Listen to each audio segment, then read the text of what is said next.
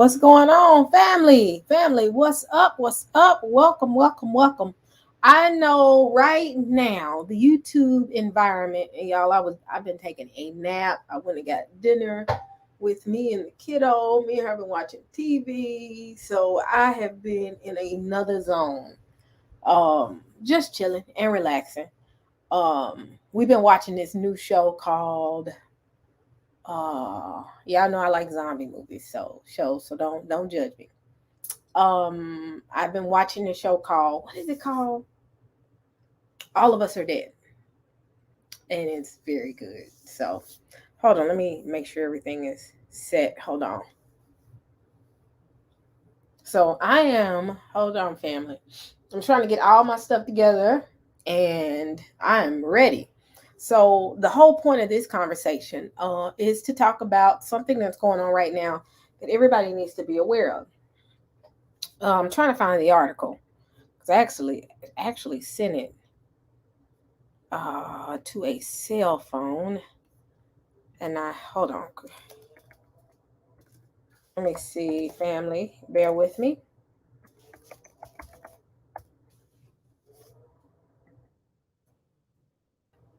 Hold on.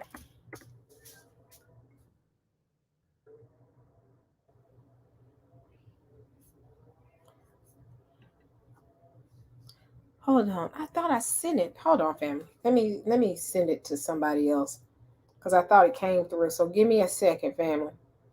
Uh, Let me send it because I kind of want to go through this article. I was trying to hold on.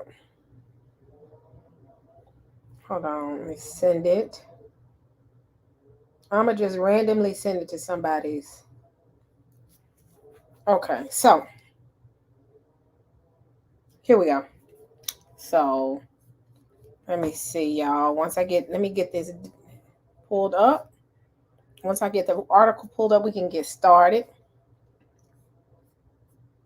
I just randomly sent it to somebody's messenger. So if you see it in your box, just ignore it. I'm just trying to pull the article up. Here we go. Okay. So, all right. So let's get rolling. All right. Y'all ready? Y'all ready? Come on. I'm not going to be here all night because sis got to go to bed. Got things to do in the morning. So we can get started. So ultimately, and I'm going to bring in some people that are going to be in the conversation. And I forgot to add Ashonda. Hold on. And Zadok, if they want to join. Hold on, family. I should have did this before I logged off this morning. Hold on. Y'all bear with me. Bear with me. Bear with me. 1 second. I just sent the link, Ashonda, if you watching it. You're welcome to join. And I sent it to Zadok. I know Zadok is live right now. I also send it to anyone else that wants to join. So, what is critical race theory? What is critical race theory? I'm going to ask that question. Does anybody know what critical race theory is? I'm going to play a little video of what is critical race theory. Let's just start with... How long is this video? It's just 2 minutes. So I'm going to start the video. I'm going to bring... What's up, Errol Sprite? Shalom, shalom, everybody. How y'all doing? We're good. We are good in the neighborhood. Hold on, y'all. My camera is... There we go. Okay, so the question tonight is, what is critical race theory? Does anybody know what that is? Okay, so I'm going to share a video explaining it, and we're going to sit back and we're going to watch it.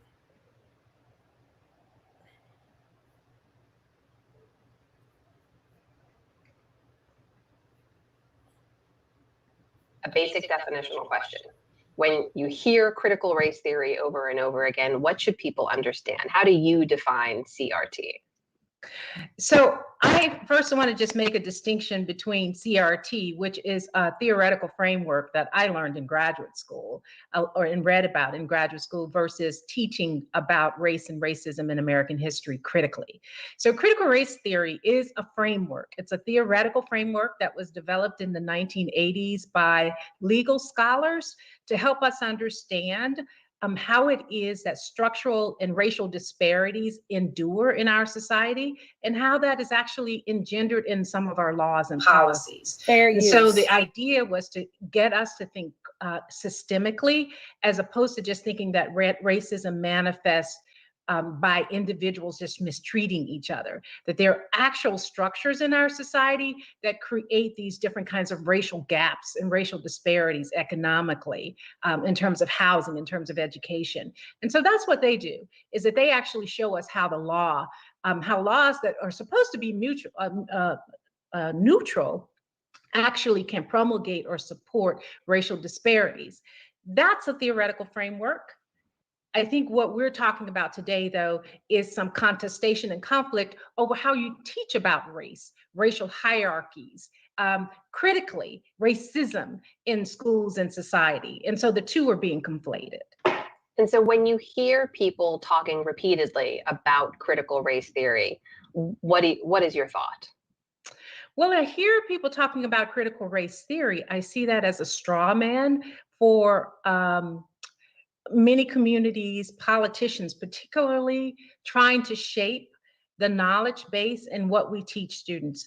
I think that there is some fear about raising consciousness about structural inequality, about structural racism, because it does implicate many of our practices in our society.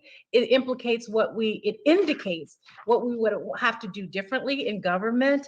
And some of that is ideological, in terms of there's a lot of resistance to how we do things to be fairer and more just in our society.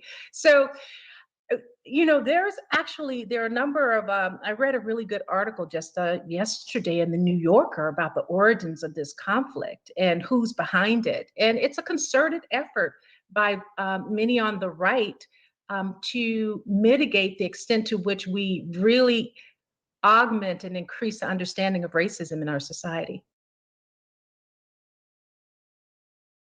So she threw out a couple of terms, family. Let me close this up. So, really, CRT is teaching the structure of racism and not making it a individual, but a system. Mm-hmm.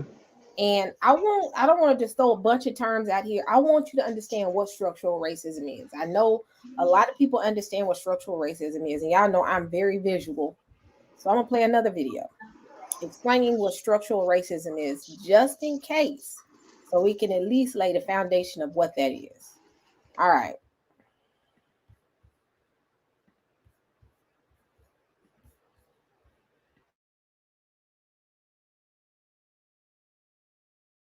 Structural racism is a way of describing the ways that ideas about race, and in particular, ideas about white supremacy, shape the structures that are part of our lives.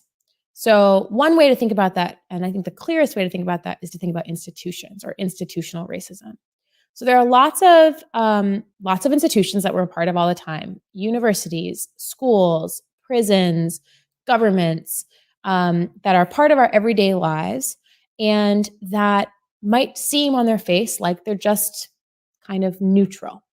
But when you use the sort of lens of thinking about race and racism, you might see how those institutions produce or recreate or perpetuate or continue practices of race and racism. So in a contemporary moment, we might see institutional or structural racism in, say, an admissions process in a school or a university or a job market, maybe.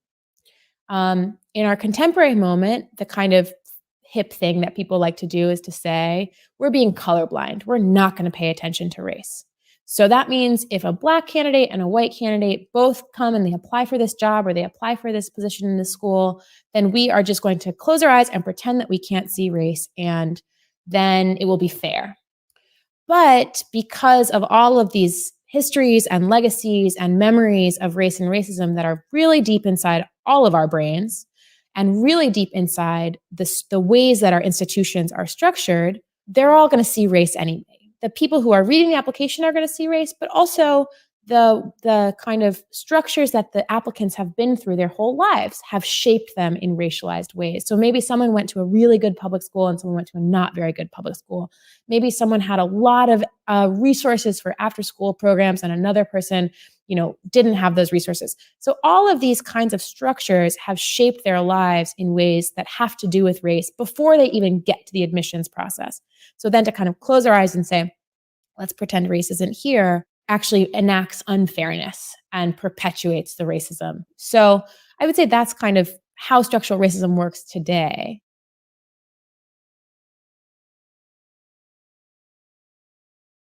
So y'all think y'all got it? That lay a good foundation by playing those two.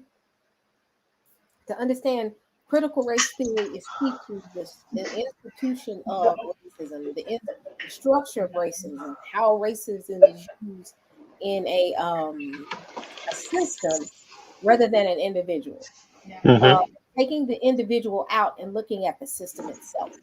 So critical race theory, and tell me if I'm wrong, and I want to make sure everybody understands critical race theory does not look at things as an individual, but it looks at a system of racism. Correct. And it teaches how the system was put in place and how it's used to hold certain individuals back from getting whatever they want. Just like with the concept of redlining, that's a structure that was put in place to institute the policy of racism, but it's hidden behind the veil, and you really didn't know until much later that they introduced something to ensure that another group of the people don't get ahead. So it takes it out from an individual standpoint and look at things from a group perspective. When you look at things from a group and say, let's tear the system down, rather than go at the individual, you're killing the root. They don't want to kill the root. They want to individualize it. When it's not an individual, it's a system. Because if I attack the individual, the system is still running, it's just impacting others. But if I come for the system itself, which is killing something at the root, then it tears the whole premise away.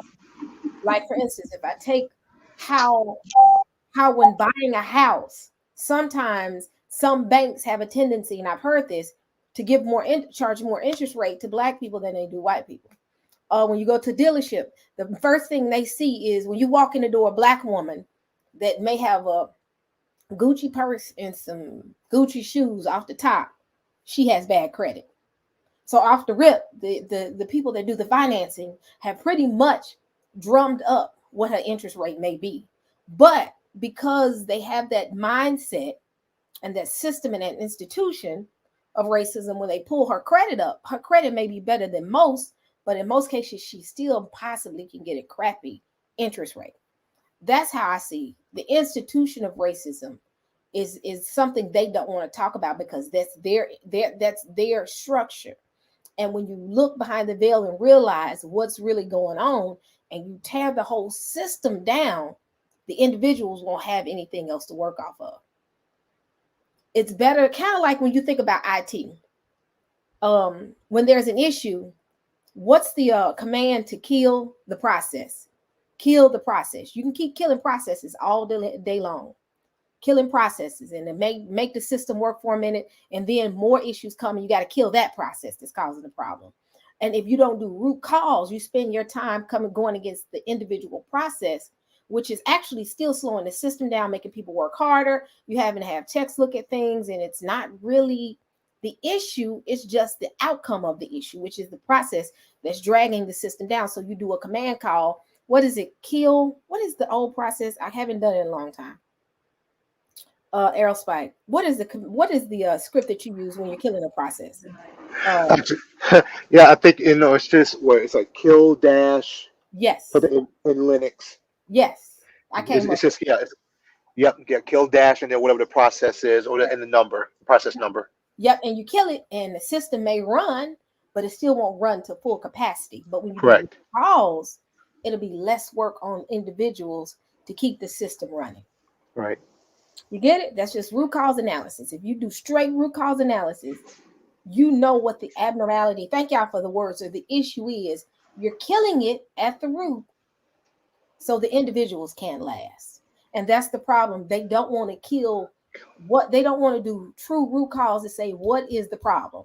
I can attack the individual and keep my system going because my system is what I need to keep running. But I can attack certain individuals. I can send some people to jail for killing a black man in the street. I can kill. I can send another man to jail, a woman to jail for um killing a black man in the street. I can publicize that because I want people to see that. But I don't want you to destroy the system. So as long as I keep you focused on the individuals, you don't see what's going on behind the veil.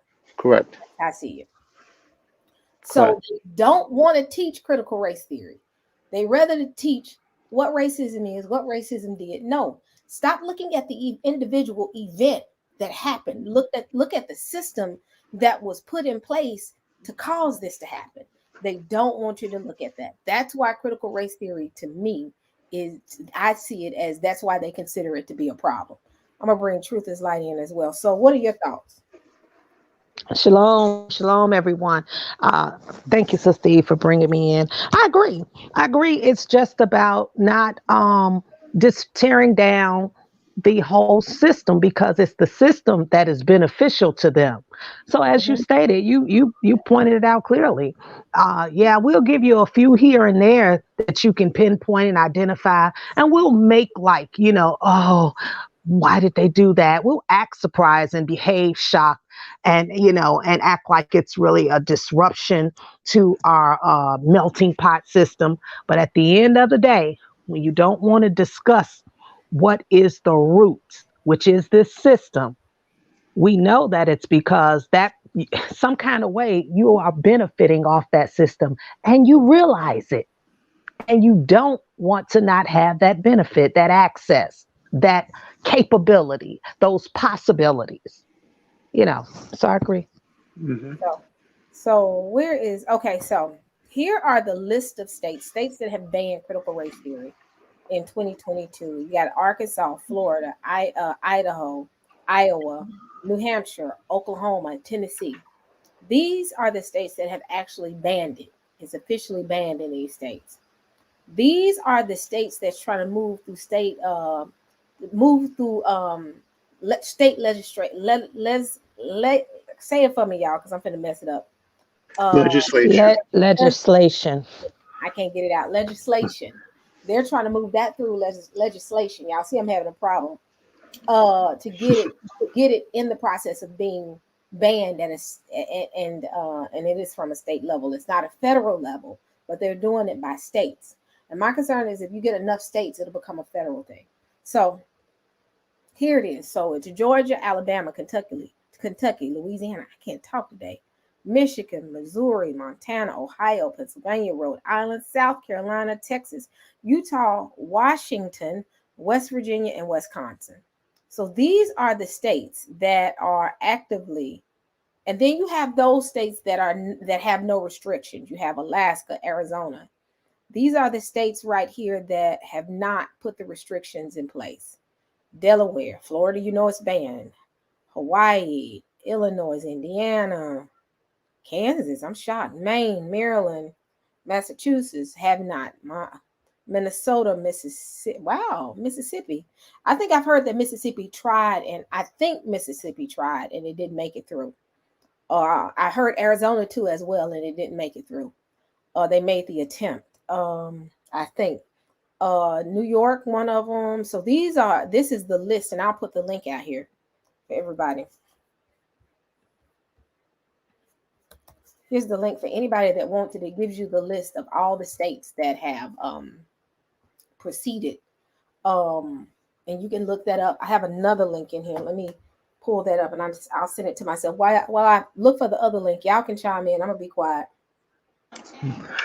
Yeah, this, I mean, like I said, systemic racism, again, when people, we use that term, we think it's a very, a recent term, so forth, but actually there's a term that's a little bit older than that.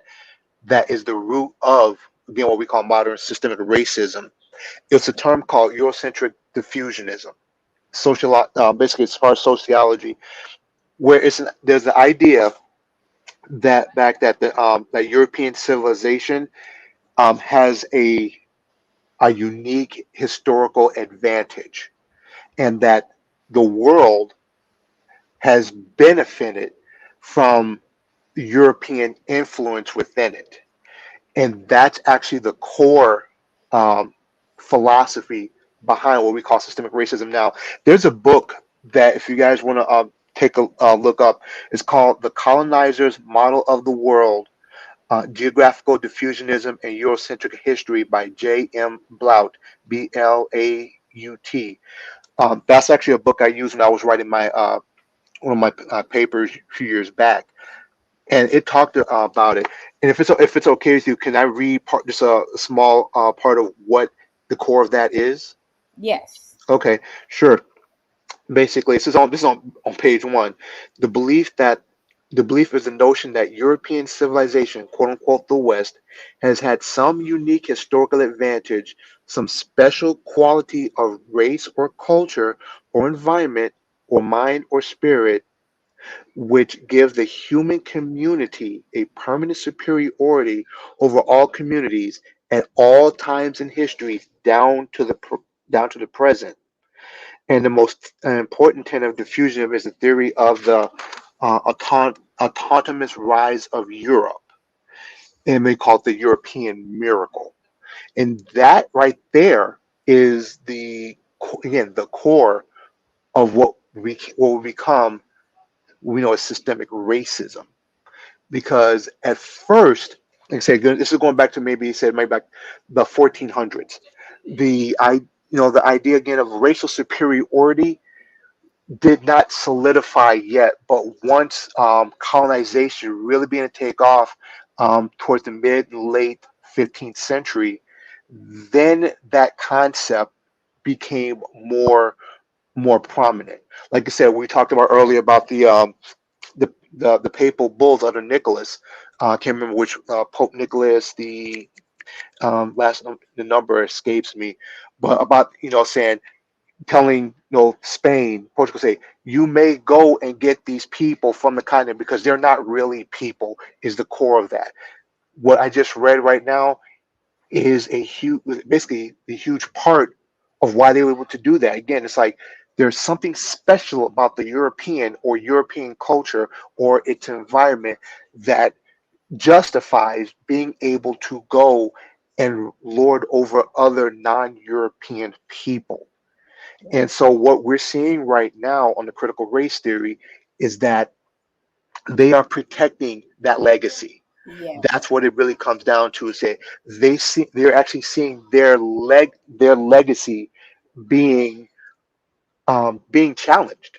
And for people, again, when your entire cultural identity is wrapped up in the idea that somehow that you are special and above everybody else, when Mhm. anyone comes against that, there is going to be a emotional and mental and eventually institutional repercussion of that, and that repercussion being people, these different states denying the teaching of critical race theory itself. I agree.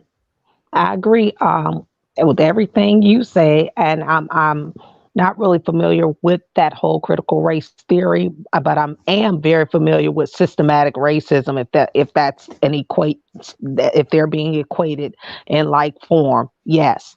Um, you said something though. You said a challenge to their. I think you said their history, Yes. or is that what you said? Yeah. You know, and Church history, the whole cultural identity.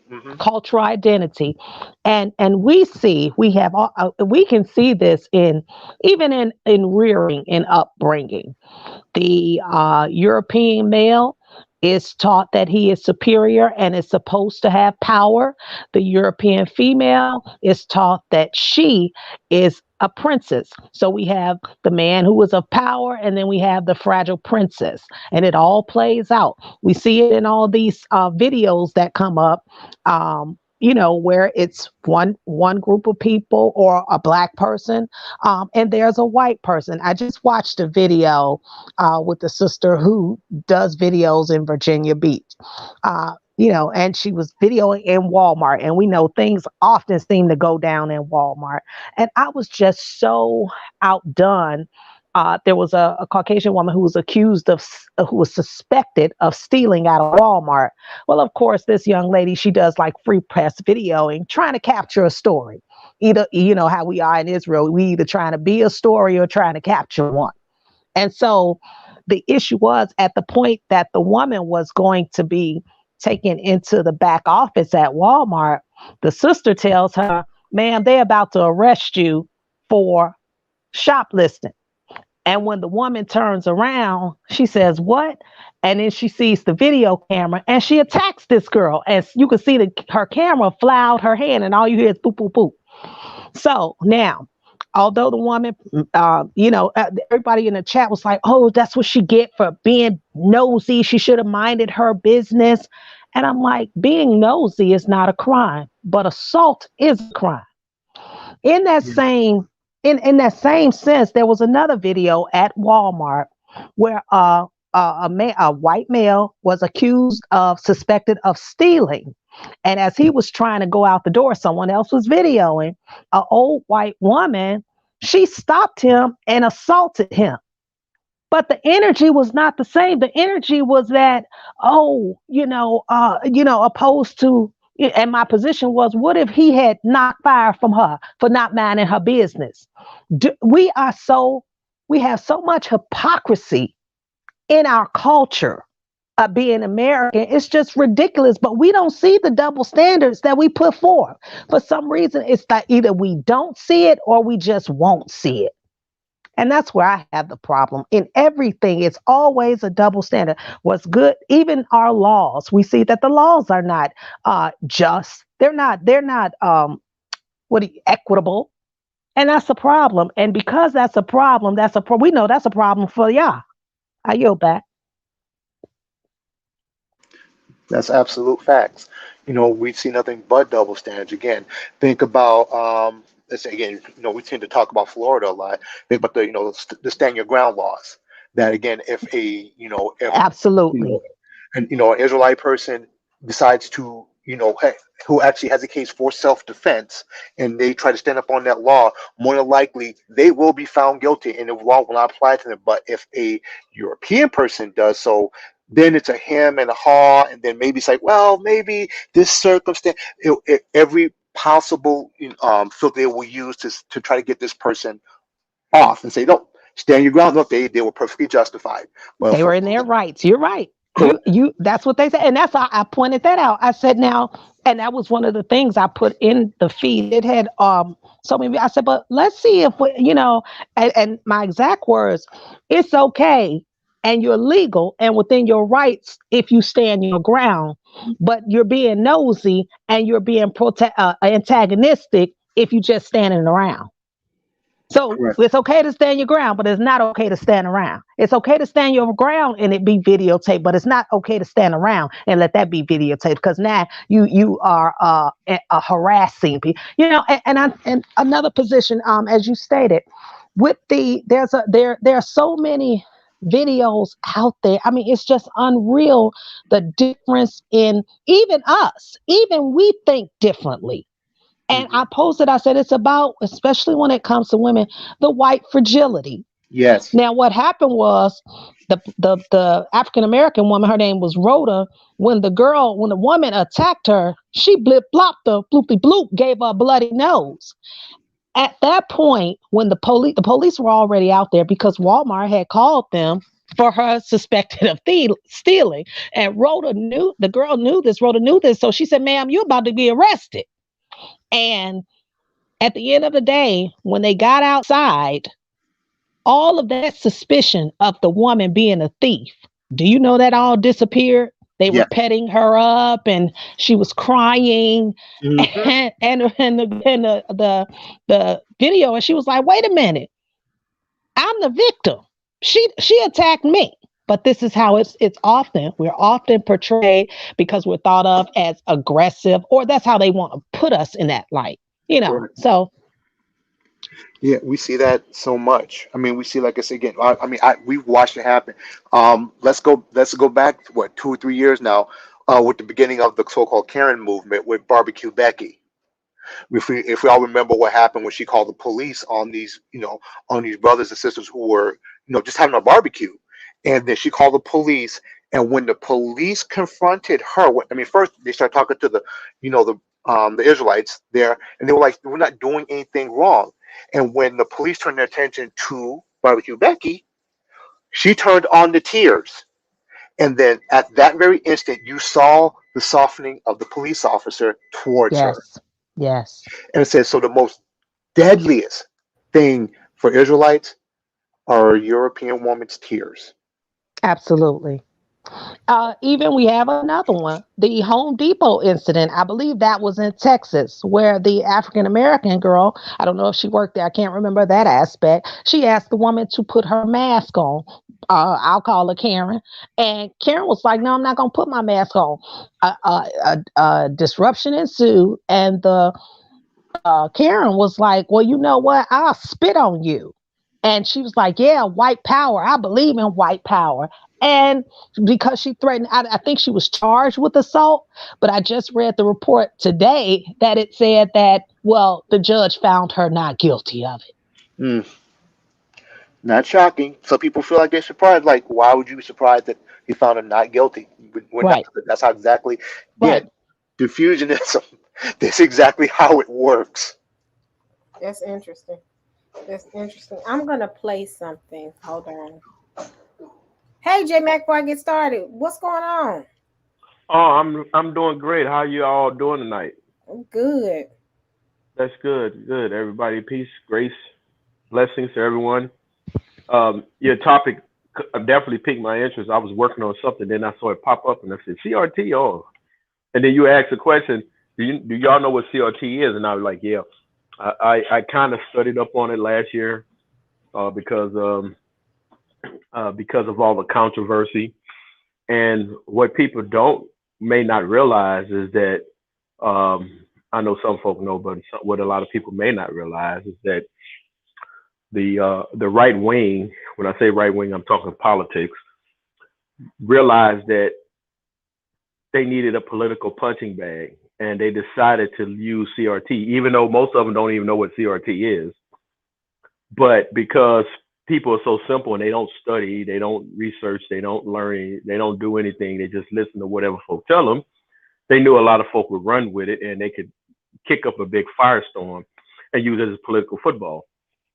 Well, because of that, now many states have taken and ran with it and began to implement laws and whatnot to combat CRT.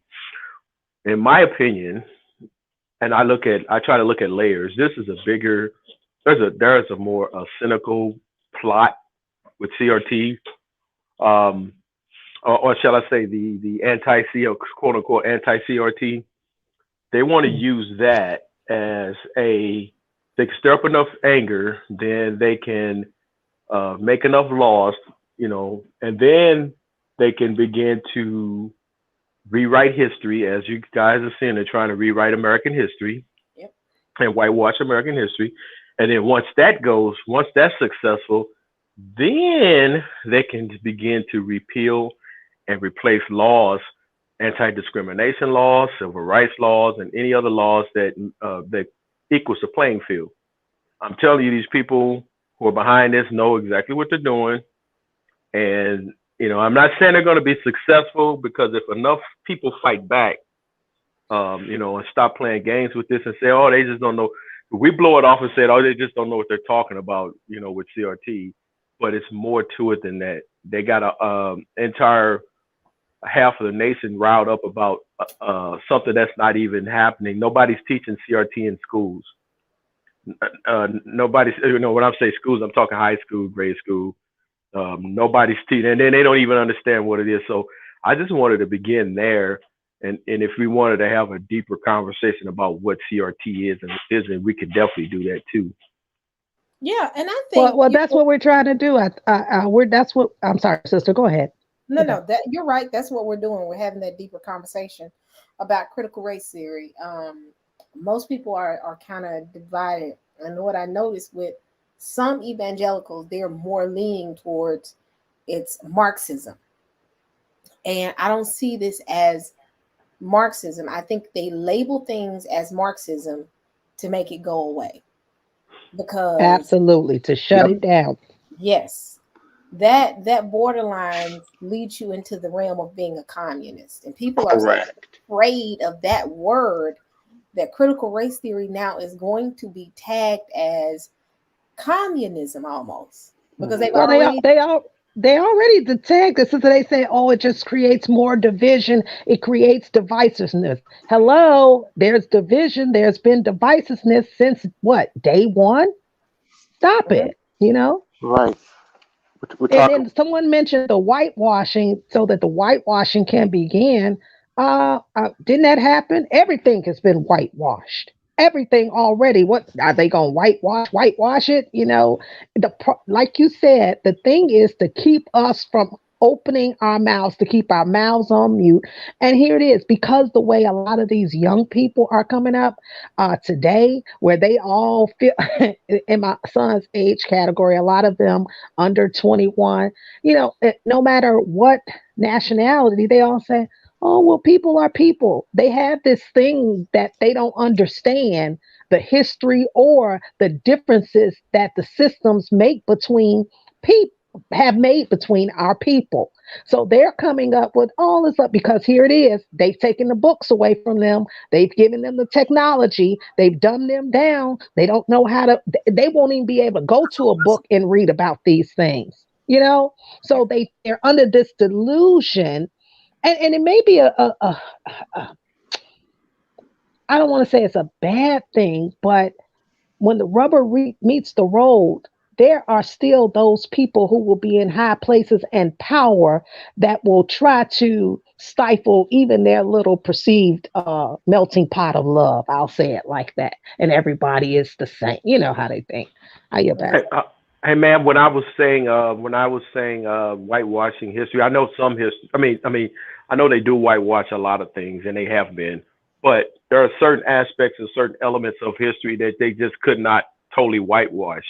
The Eh, Civil War, Jim Crow, and all the, and, civil rights movement, and all the things that happened in between there, and I don't want to say yes. Reformation, but Yes. Reconstruction period, all those things. So now they're wanting to go back and whitewash the Civil War.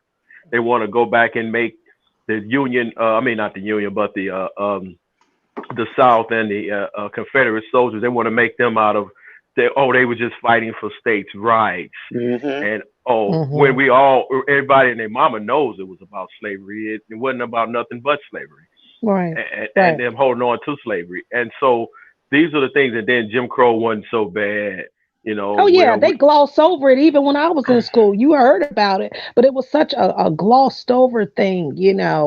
Or either they'll say, "Yeah, it was a terrible time, and we're ashamed in that part portion of history, but we've moved on." But we really haven't moved right. on. The time, Right. But now they want to get rid of it altogether. It's because they're making laws. I don't know if you've seen this, but they're making laws like in Florida, where if something's being taught that offends white people, then it's illegal. Yes. So wow. you talking about what happened during the Civil War, or why the Civil War was resisted, what happened during chattel slavery, or what happened during Jim Crow period.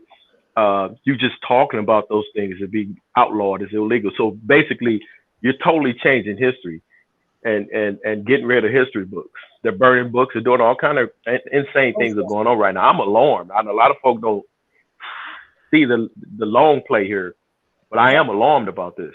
Yep. Well, Yep. and we know that they don't want to get rid of certain aspects because even when I was coming out of well, I think I was in 8th grade, 1987. Do you know that they had a whole ceremony for the daughters of a Confederate, that they were proud of that?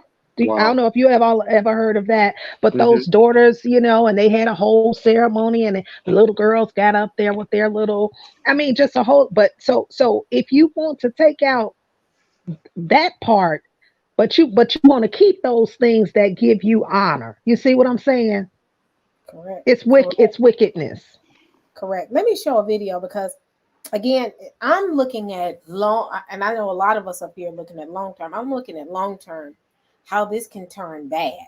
And like, Hmm. great example, one thing with people, and if you've never done your research, a part of communism is they start burning certain books because certain books gave the perception of racism. I mean, not racism, but communism.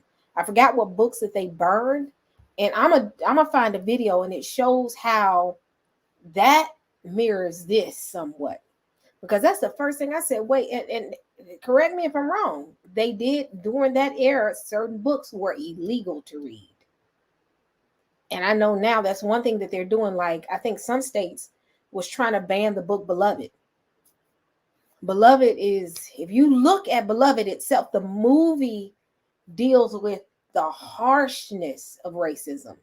Um, the aftermath. I mean, but when I first saw Beloved as a kid, I didn't want to watch, or a teenager, I didn't want to watch any of it because I got freaked out by it.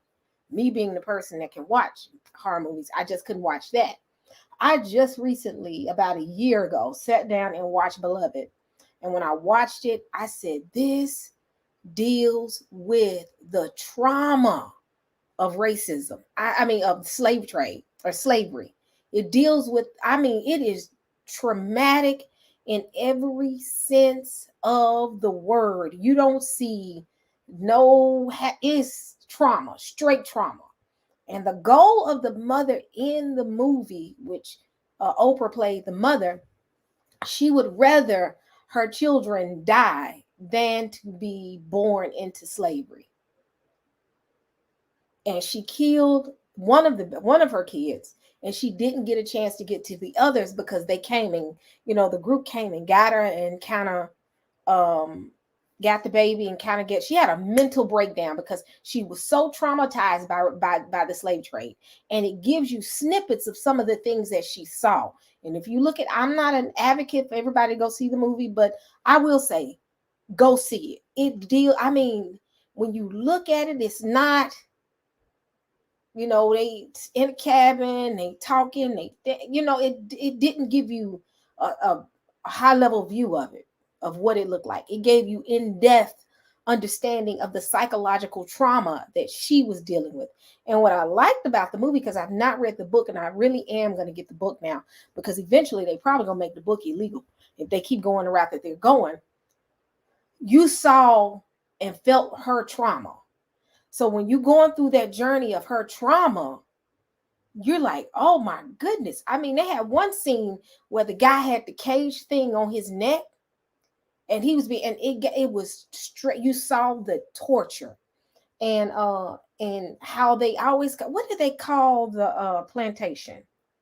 I forgot, what was the plantation name? The plantation in Beloved. What was the name of it? And they gave it a weird I can't sweetheart. remember. I I saw that can't movie. remember either. I saw that Sweetheart. movie one time and it freaked me out. I ain't watch it again. Yeah. It was called I, Sweet Home. That was what it was called. Sweet Home.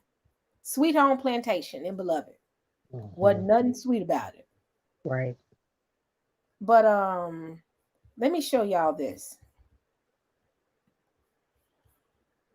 Philosophy of thinking that, And I'm giving you the other side's view. This video now, understand that this is not the side that is fighting to keep critical race theory in the schools. This is the other side saying how critical race theory and the culture, how it's connected to Marxism.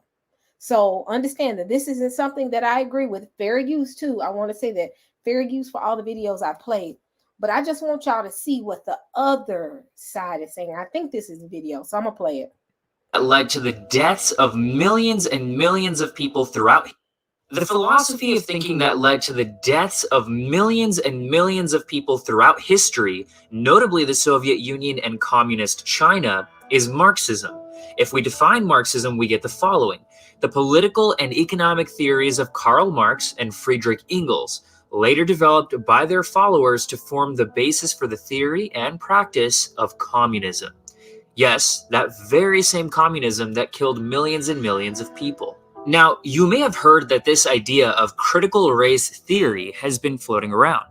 I made another video on critical race theory explaining more about the ideas behind it, and I'll leave a link to that video in the description box below and in the info card above. So there's this eerie link or connection between Marxism and critical race theory, and it's very important to understand this connection because it can potentially lead to the destabilization of an entire society over the long term. Before I begin, make sure to hit the like button if you enjoyed the video, as well as subscribe for more content just like this if you're interested. It does show support to the channel. And if you feel like I'm doing a good job here, then consider sharing the video with a friend or family member who may find the topic interesting. Let's get into it.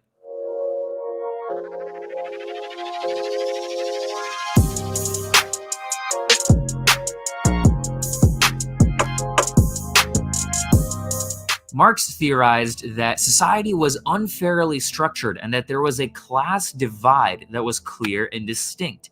This was the proletariat, or the working class, and the bourgeoisie, or the capitalist class. It was a critique of the economic system of capitalism, and speculated that the reason the working class had it so hard was because of the capitalist class, who owned the means of production in said economic system. So the inevitable outcome was that the working class had to take the means of production by force, or else they would never be free from the reign of the capitalist class. Needless to say that anyone who's studied economics in depth knows that this is an oversimplification. It's a low-resolution picture of what reality actually is, and it sells because it plays to people's emotions and it can be easily politicized. The problem is that the idea was propagandized and used to put Marxism into practice through communism and socialism. It was politicized and created an us versus them dynamic. It was the working class versus the rich capitalist class.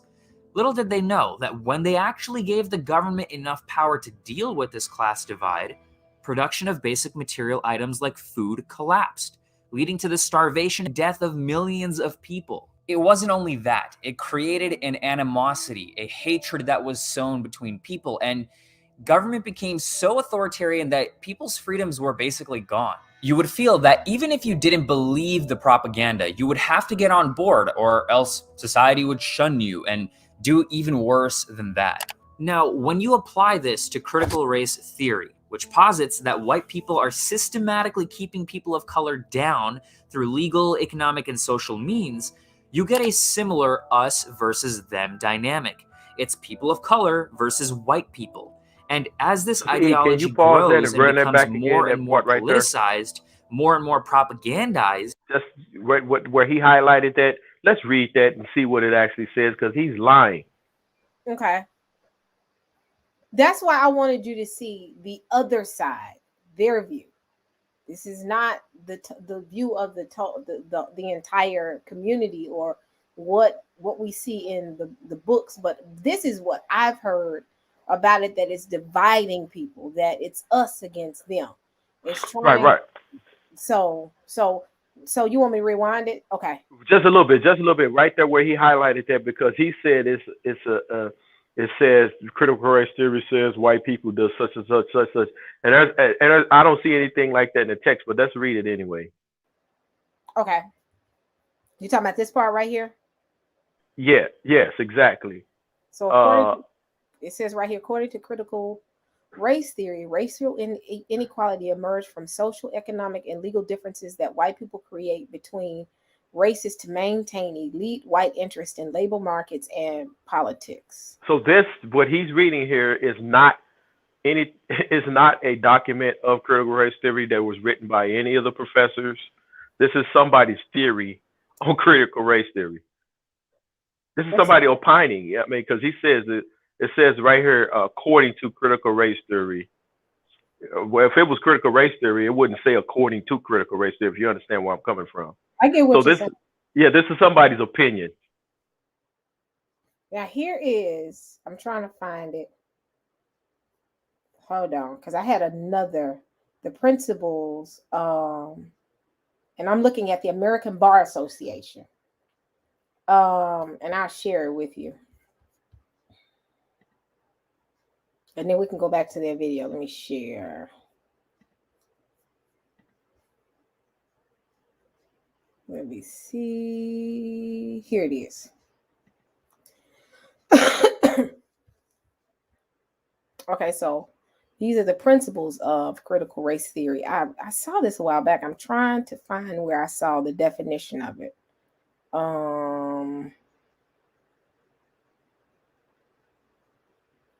Let me see it.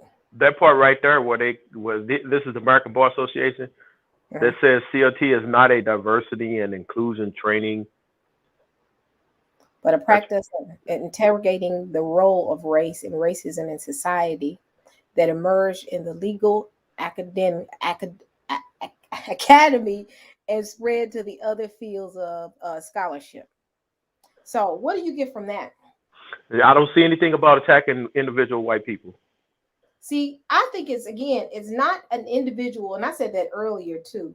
It's not it's not necessarily the individual, and that's the scare tactics that I'm concerned about. It's discussing a system that was. It's because of the institutions. It's about the institutions. Correct.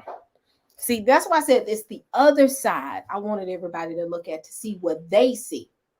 We see that it's dealing with a system that was put in place that's impacting people of color, whereas he's seeing it from his viewpoint. Now, understand that's the other side, that is us against them. This is why they try to tag this as a Marxism. And that's why I'm kind of concerned, because I said, people don't understand what that is. And again, I've been talking about critical race theory. I just ran across it about a year and a half ago. About a year and a half, 2 years ago, because I was in Memphis when I first heard about it.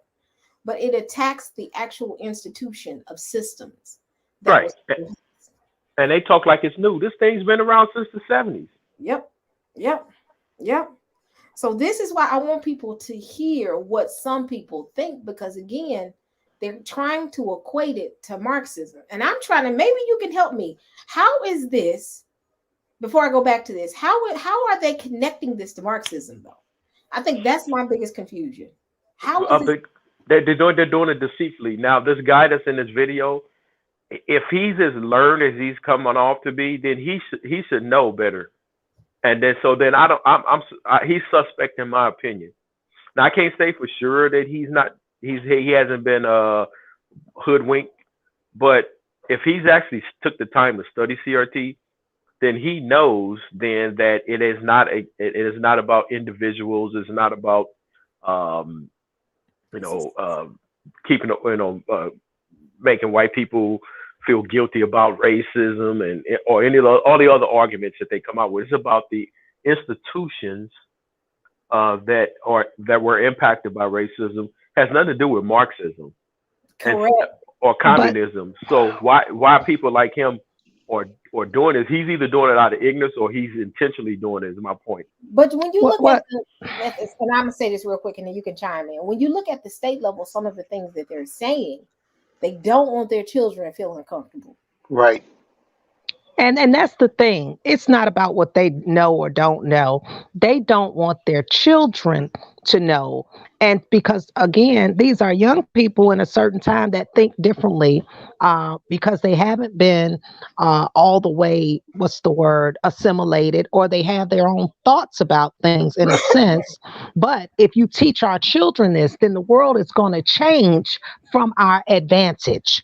Because then we're going to have a new type of leadership, a new type of structure, because these young people, they want to change the way the world is. They want to change. They want a world of inclusion and everybody just get along. So if you teach that, then you're going to disrupt our power vantage, and we don't want that. and our children think it's good, but we know what's best for them.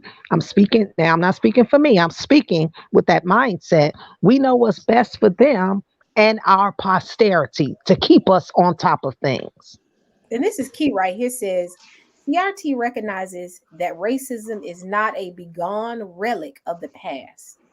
Instead, it acknowledges that the legacy of slavery and segregation and imposition of second class citizenship of Black Americans and others of color continue to permeate the social fabric of this nation. And So, and the point, and even higher than that, no one would even know about this unless they go to unless they go to college.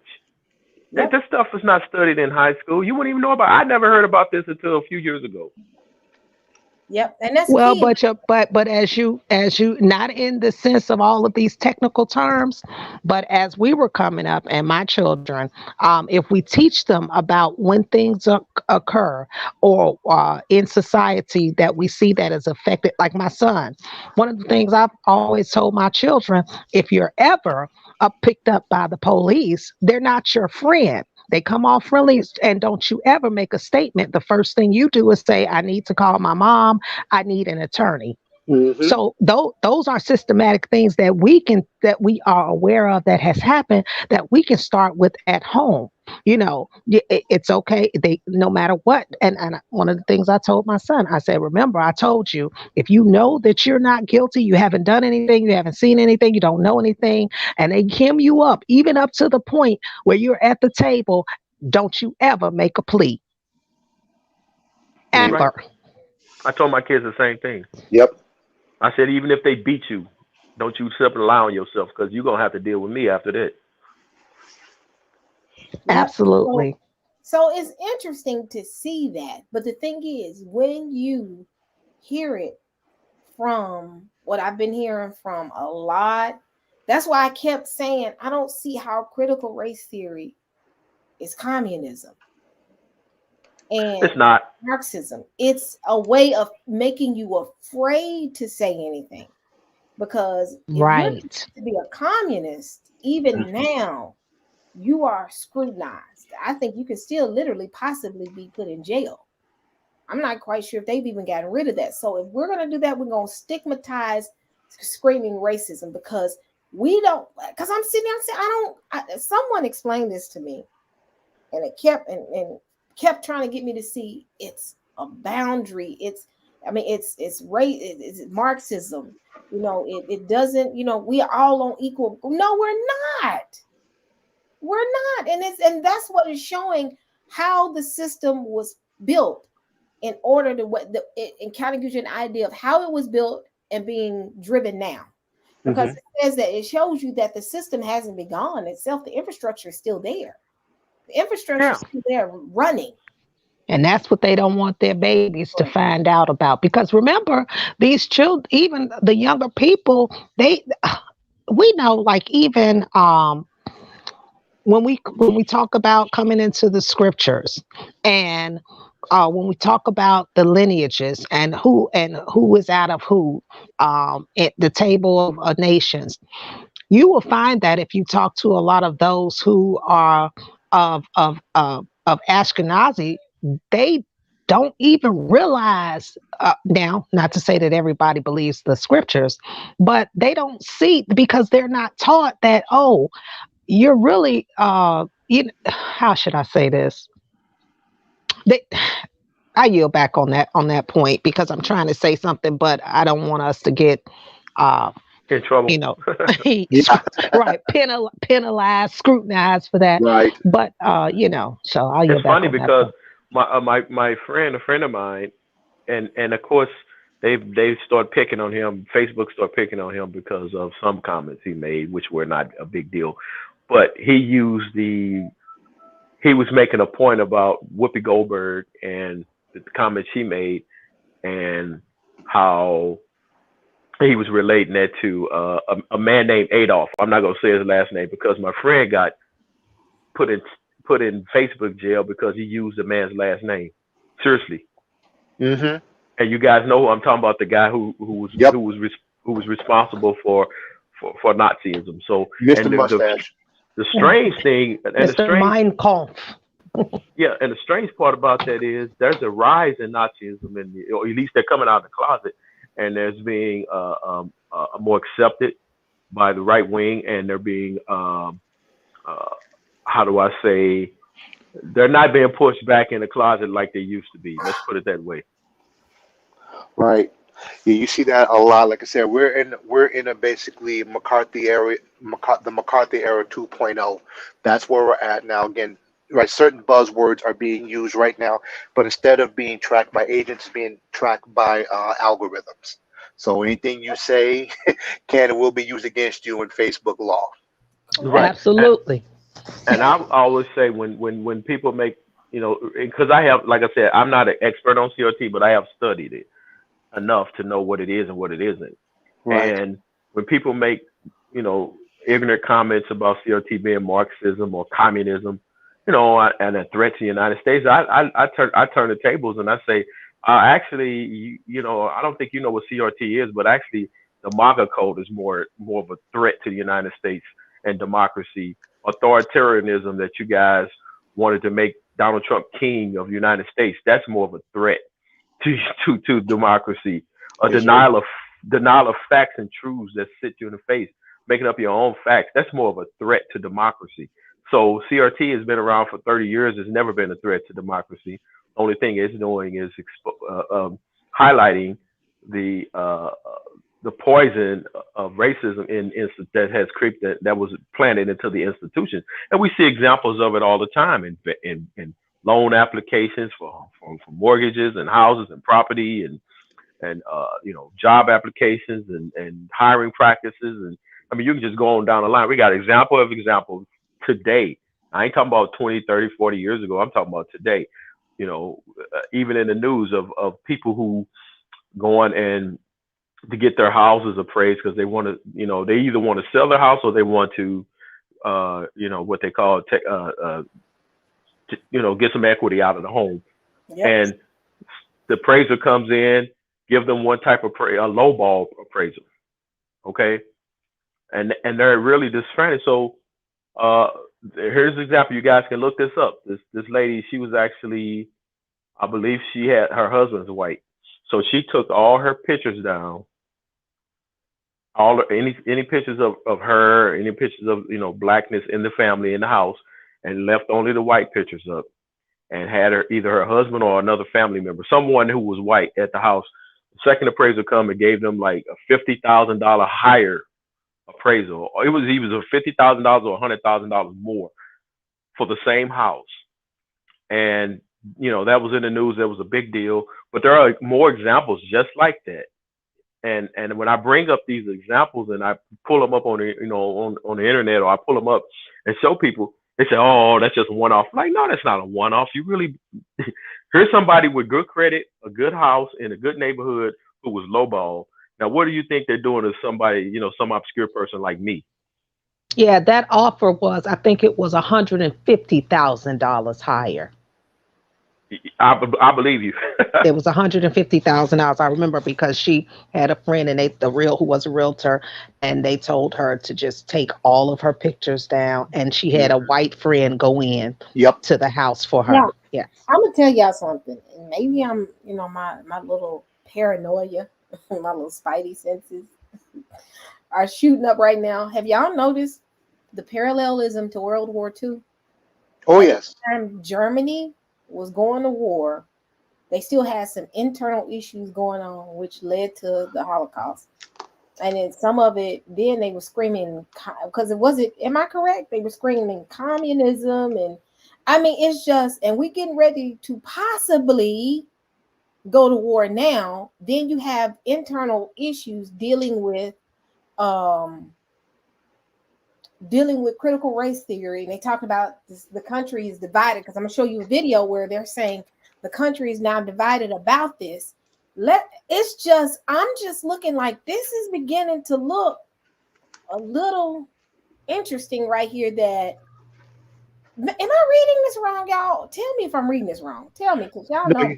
No, you're not reading it wrong. This is a pretty much exact parallel of what we saw World War II, and actually before that World War I, when Okay. the buzzword to them, that the starting thing was anarchist, Mhm. anarchy. If back in during say before the assassination of who's it Ferdinand, it said they were saying, "Oh, anarchy, anarchy." When people were saying that word, that was the buzzword that got people afraid, like Yep. that. And they are doing that. It's like that. CRT is the new anarchy or the new communism. Like I said, then the civil rights movement. What do they say about King?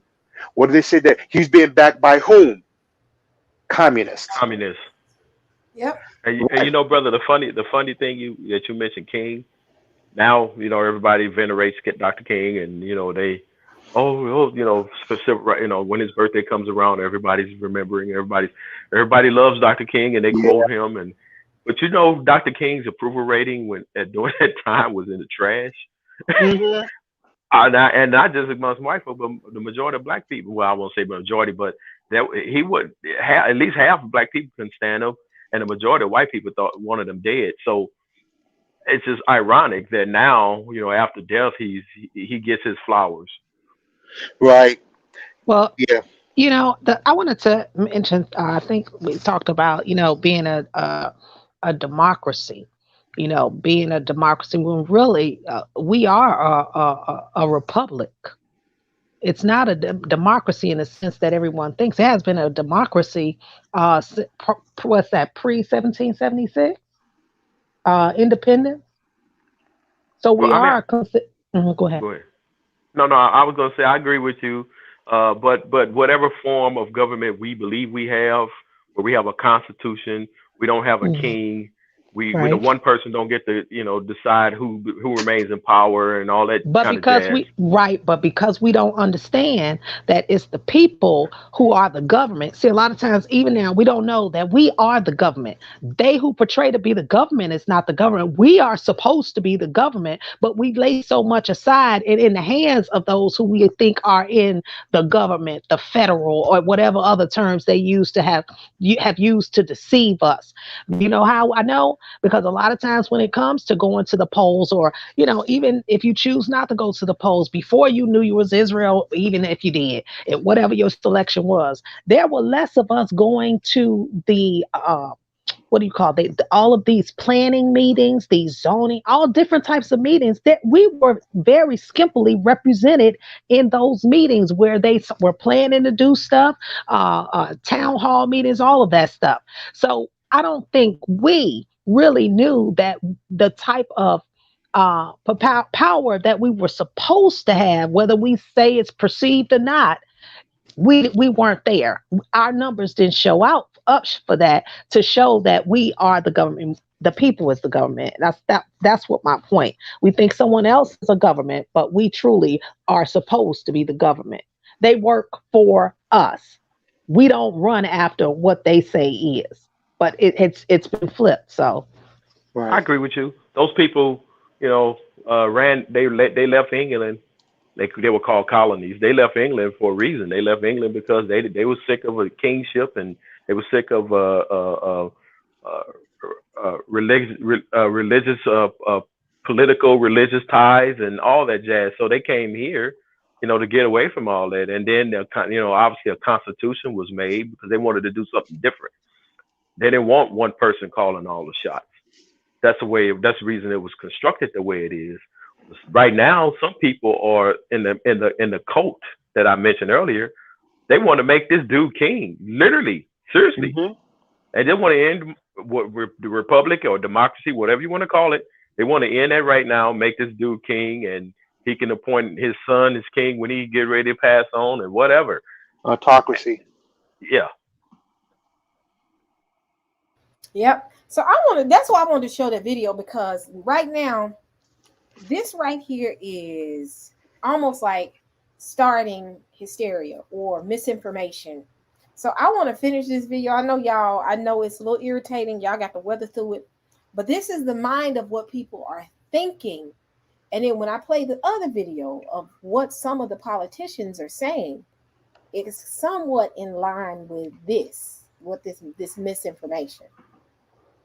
People will not research it. That's all they hear is white people aren't comfortable with the conversations that's going on with in the classrooms. Bam, this is critical race theory. Teaching history of the institution of slavery and how it has impacted black people in the long run is teaching truth. But they deem it as that. So what's going on with you, Shonda? Hey sis, I'm good. I'm good. I'm good. I'm still awake. So I figure I'd come in and say what's going on. What's up? We've been going about this critical race theory stuff. So you gonna have to check Oh the my video God. out. But we like really we it's still enough to talk about. So you hanging. So I'm gonna play the video again, y'all. Hold on, finish it. Cause J Mac got irked. He said, stop right there. Stop right there. I said, wow, okay. So let me go and play it. Through legal, economic, and social means, you get a similar us versus them dynamic. It's people of color versus white people. And as this ideology grows and becomes more and more politicized, more and more propagandized, you get exactly what they were claiming: a divide between people of color and white people. It becomes a self-fulfilling prophecy at some point. And last, this ideology, which is not grounded in reality and oversimplifies a very complex life, is perpetuated by groupthink mentality. Social media almost makes you want to believe that this is all true because, hey, everyone else is posting it in nice infographics on their Instagram story, so it must be true, right? No, it's not. And if this is you, I suggest you dig a little deeper and do more research. If we look at a book titled The Laws of Human Nature, there's one law of human nature that explains how easy it is to fall into groupthink mentality. It's interesting. The chapter that discusses this actually goes over a story to basically explain the point. And it's a story from communist China and the Cultural Revolution, which was a Marxist type movement. And it really illustrates how insidious groupthink can be. Law 14. Resist the downward pull of the group. Key word he used was groupthink. Groupthink. If I put it out there and I scare y'all with this term, it takes one person to say, and before you know it, you have a whole movement. Absolutely. So, I like how he explains it because he tells you what they see, but then he will give you a little information on what. Just watch it because when I saw it, I said this makes sense. Hold on. The law of conformity.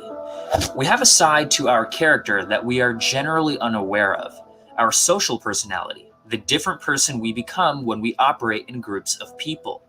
In the group setting, we unconsciously imitate what others are saying and doing. We think differently, more concerned with fitting in and believing what others believe. We feel different emotions, infected by the group mood. We are more prone to taking risks, to acting irrationally because everyone else is. This social personality can come to dominate who we are. Listening so much to others and conforming our behavior to them, we slowly lose a sense of our uniqueness and the ability to think for ourselves. The only solution is to develop self-awareness and a superior understanding of the changes that occur in us in groups. An analysis of the story in the chapter shows us similarities between the Cultural Revolution in communist China and Western society today in the movement of the political left wing. Mao had the following specific strategy to enact his bold idea: focus people's attention on a legitimate enemy. In this case, revisionists, those who consciously or unconsciously were clinging to the past. Encourage people, particularly the young, to actively fight against this reactionary force, but also against any entrenched forms of authority. In struggling against these conservative enemies, the Chinese would be able to free themselves from old patterns of thinking and acting. They would finally get rid of elites and ranking systems, and they would unify as a revolutionary class with utmost clarity as to what they were fighting for. His strategy, however, had a fatal flaw at its core. When people operate in groups, they do not engage in nuanced thinking and deep analysis. Only individuals with a degree of calmness and detachment can do so. People in groups feel emotional and excited. Their primary desire is to fit into the group's spirit. Their thinking tends to be simplistic, good versus evil, with us or against us. This is the us versus them dynamic that I was talking about earlier. They naturally look for some type of authority to simplify matters for them. Deliberately creating chaos, as Mao did, only makes the group more certain to fall into these primitive patterns of thinking, since it is too frightening for humans to live with too much confusion and uncertainty. Thanks for watching. If you enjoyed the video, make sure to give it a thumbs up, as well subscribe for more content just like this. I don't have a marketing department or budget here. I'm growing my channel from organic growth and word of mouth. So if you want to contribute to the growth of this channel, all I ask you do is share the video with a friend. The funny thing is, a lot of that he read applies to the right wing or Mm-hmm. the far right. I Yep. mean, that, group mentality, Yep. tunnel vision, or what they call that. All being in in the same. And be honest with you, I ebb and flow in those type of groups on Facebook, and I almost got kicked out of one until I just pulled myself out of one, because it was supposed to be a black conservative group, but historically white folk were running the group. Wow. And Well, yeah, Surprising. and here's what. Go ahead. and I'm in other black conservative groups, and some of them are good, some of them are just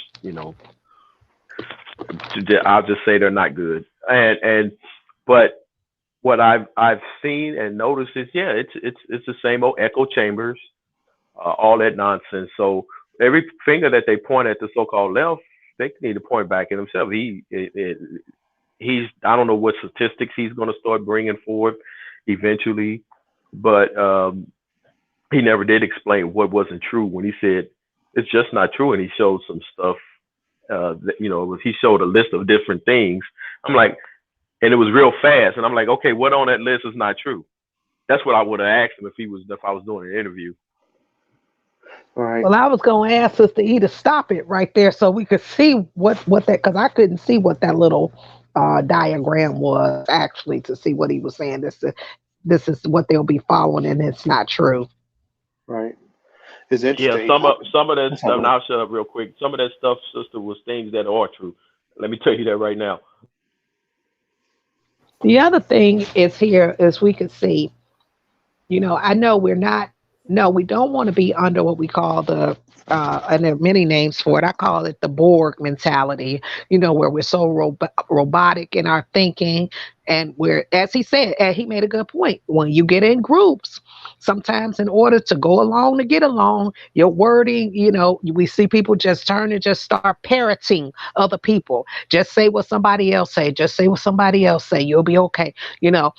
But the thing is that not being able to group think and come together in a oneness of mind opposes the scriptures, because the scriptures, Yahushua clearly wants us to be communal in our actions, in our deeds, in our thoughts, how we feel about things. And that one communal agreement we have to come to is, what does Yah say at the end of the day?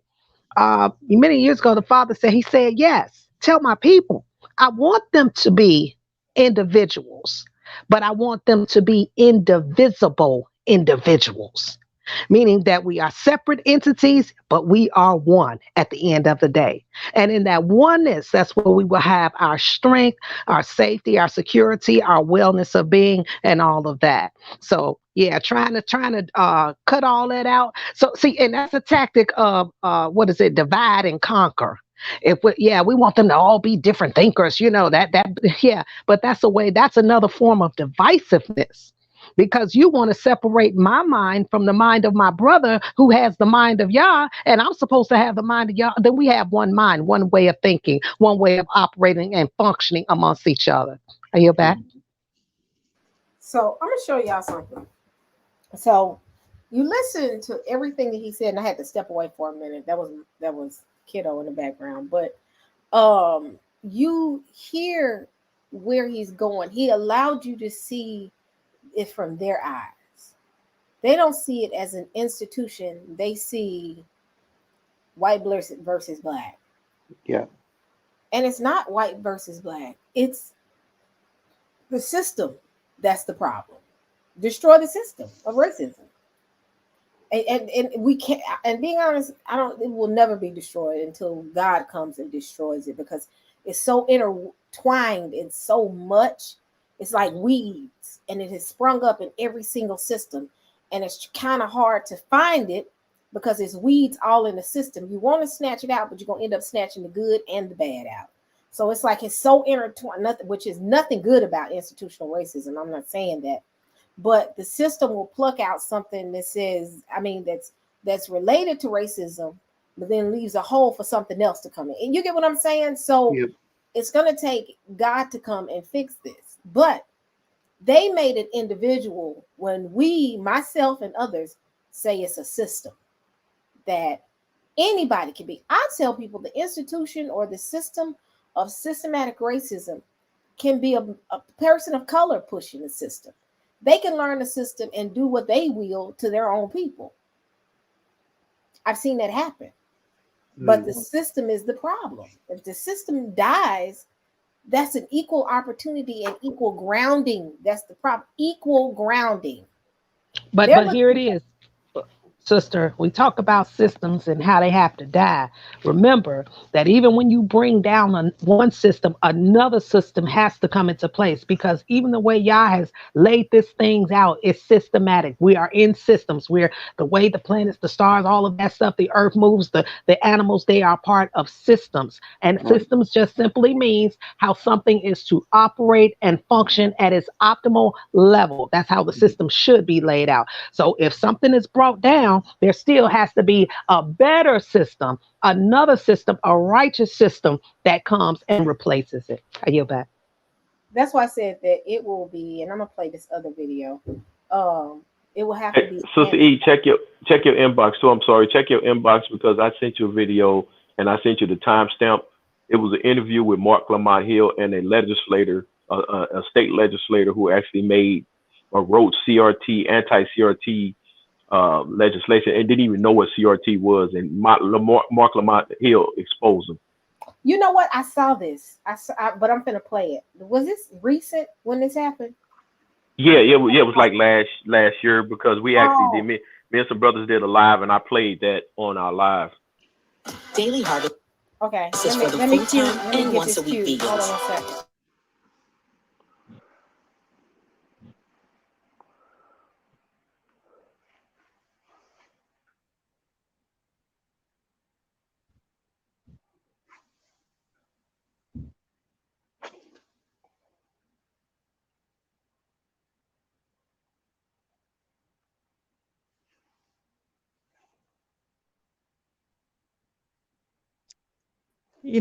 While Sister E is doing what she's doing, I want to speak to something that Truth is Light said real quick about systems. I think the thing we have to understand, the dynamic behind this push for CRT, is obviously for the people who are pushing it, it's not so that they can push us up to the forefront. So the system that will replace it is for the betterment of the people at the top as they replace the system of white supremacy. And one of the reasons why we see white people who have enjoyed the system so long angry by it is because they know that their power structure is falling. So Right. they're fighting the boogeyman on the top, that 1%er group, and we're on the bottom. We know that the Most High is raising us up, but it's still a war. It's still a war because the people on the top, they don't want to give up power to us any more than the white supremacists that are, the majority of these European nations that have been able to colonize and conquer any more than they want to. So I just Absolutely. want to add that dynamic in this trading of the systems.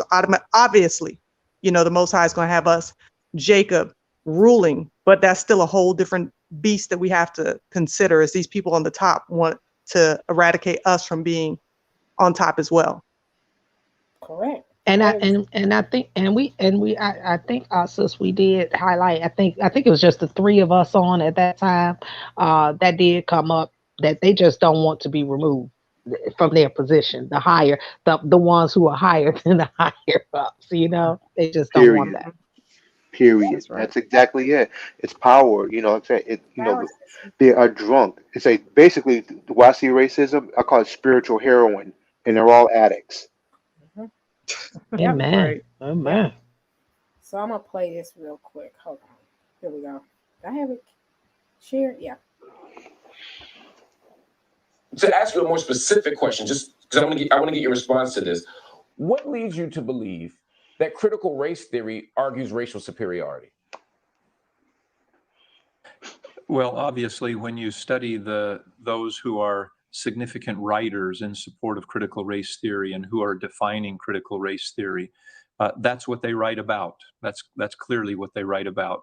Ibram X. Kendi, and the list goes on. Okay. So that's a great point. So two things. One, Ibram X. Kendi does not identify as a critical race theorist, and in none of his writings does he say that one race is inherently superior to another. If you have an example of that, I'd love to hear it. But you said critical race theory, and the list goes on. Have you read critical race theory?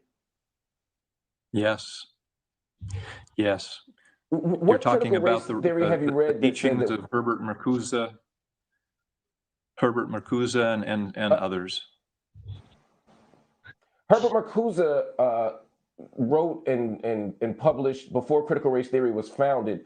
Herbert Marcuse is not a critical race theorist. He was not a scholar of race theory and never identified, nor is he identified with the critical race canon. Why would you identify someone like Herbert Marcuse with critical race theory? Or better yet, what Herbert Marcuse writing did you read that was about critical race theory? Well, to answer your first question, obviously Herbert Marcuse, who came from Germany, studied in the Frankfurt School of Critical Theory. He obviously was an adherent to critical theory. And then after he came in 1934 to the United States, Columbia University, fast forward 1960s, 1970s, he essentially became one of the founders of critical race theory. One of his adherents, of course, Angela Davis, and then very, very recently, Ibram X. Kendi, just identifying Angela Davis as someone that he looks to as kind of an outspoken role model for critical race theory here in the United States. With all due respect, almost nothing that you said there was factually accurate. First, you said he studied in the Frankfurt School. The Frankfurt School isn't an actual school that you study in, right? So you do understand that. But I'm assuming that was just a slip of the tongue. But I'll give you grace there. But then you say he comes to the United States, and he had as a student Angela Davis, who also is not a critical race theorist and hasn't written on critical race theory. And then you said that Marcuse trained Angela Davis, who inspired Ibram X. Kendi. Angela Davis has inspired many of us. That doesn't make everyone who's inspired by Angela Davis a critical race theory. Aretha Franklin was inspired by him and wasn't. But I have to run. But again, you said you read Marcuse. I only have 30 seconds. What Herbert Marcuse text did you read that was about critical race theory? Yeah, I think there are so many questions that we need to continue to get into. I would appreciate another opportunity. No, but this is just a single question. But, what Herbert Marcuse reading did you read? It's just a single question, though, sir. What did you read about? What Herbert Marcuse text is about critical race theory? Don't remember the name. Okay, you make for a great student. Representative, thank you so much for joining me. I really appreciate your time. Be sure to join the conversation here, everybody. We want to hear from you as well. Head over to our BNC Instagram and Twitter pages to let us know how you feel. Also visit the website, BNC. And these are the people writing laws. Wow. Yeah. Wow. You talk about stray homie the clown here. Right. And you see how they use words of see, this what I don't like, and this is what used to burn me, Sister E, about your brother Elder Mike, when they use terms to try to steer the audience, like obvious, but isn't it? It's apparent. What's apparent? Just because you say obvious so many times that you say it's apparent, that doesn't make it true, nor obvious, nor apparent. And then he goes into his well, the first thing that bothered me about what this guy said, he said K.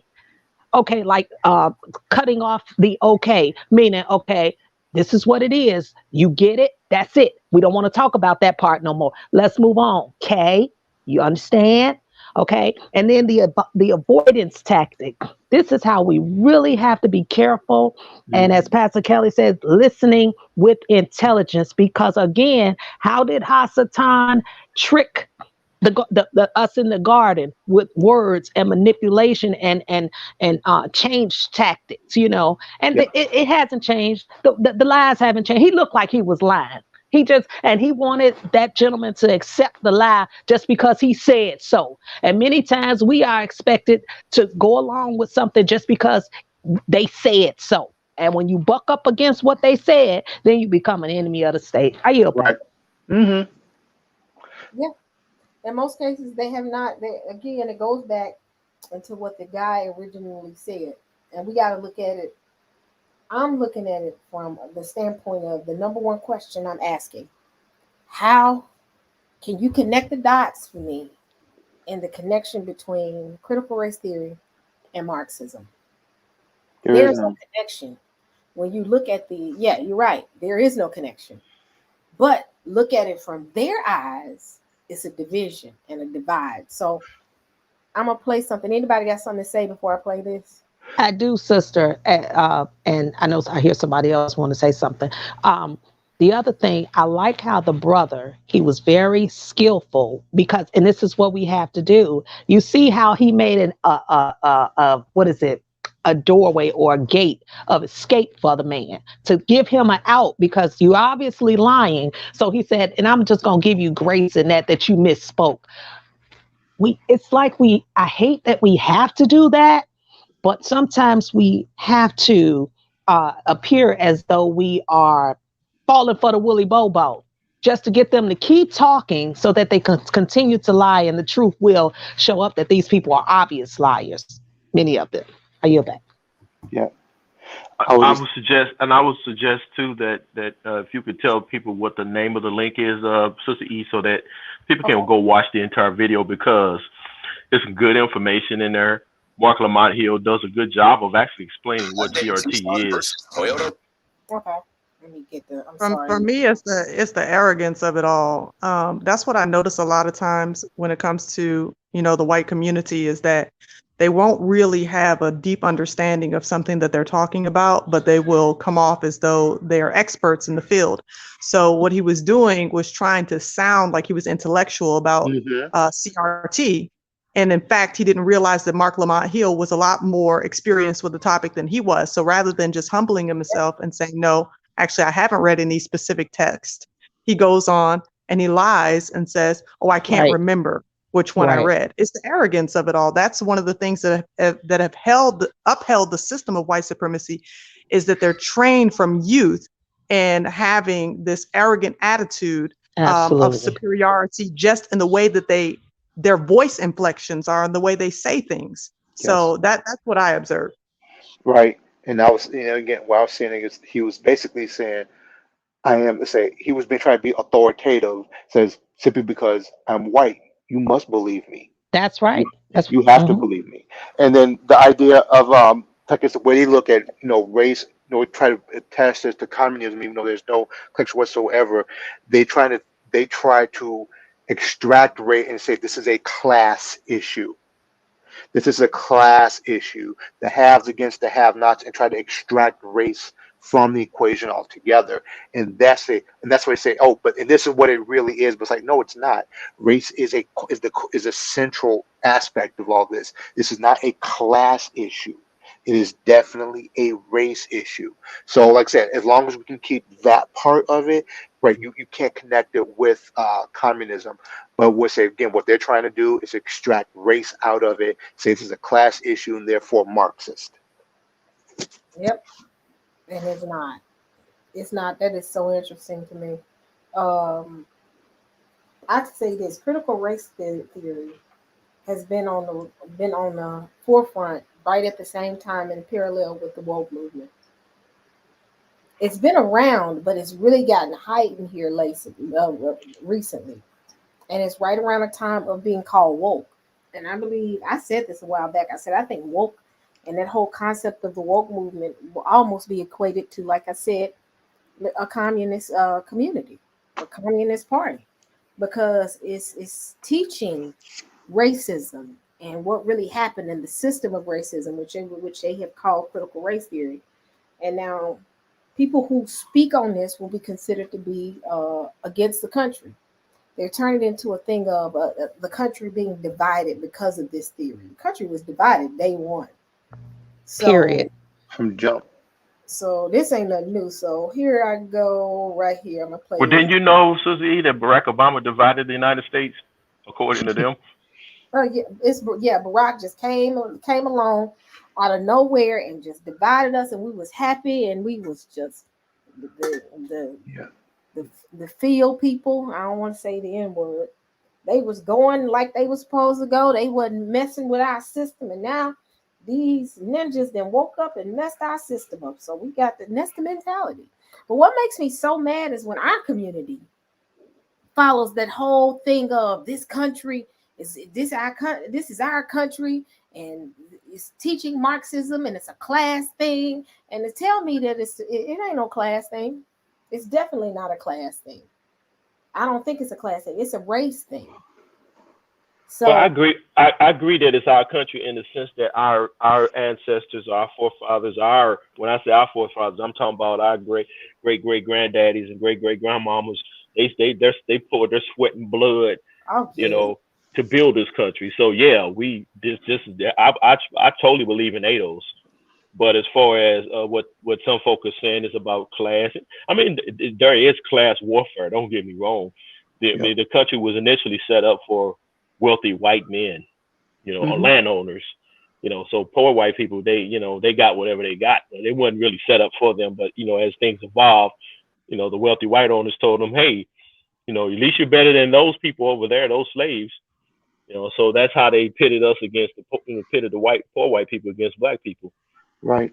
Goes. Right, Yeah. because initially it was class. All of that, even when you go further back, you could see in some of those, that where there were different groups of people that were mingling amongst each other, the wealthy with Mm-hmm. the wealthy and the poor, or the peasants with the peasantry. I'd say that. Now, after slavery, and then the release of the slaves. Now here comes the induction of racism. Now we're starting to categorize people into sections, groups of race. What was that done for? When that came right, if we look at the time is so evident, it's just too close that they're not related. That came right on the heels of the slaves being let go. Now you want to do these race, this is this race and this, that. It's so obvious.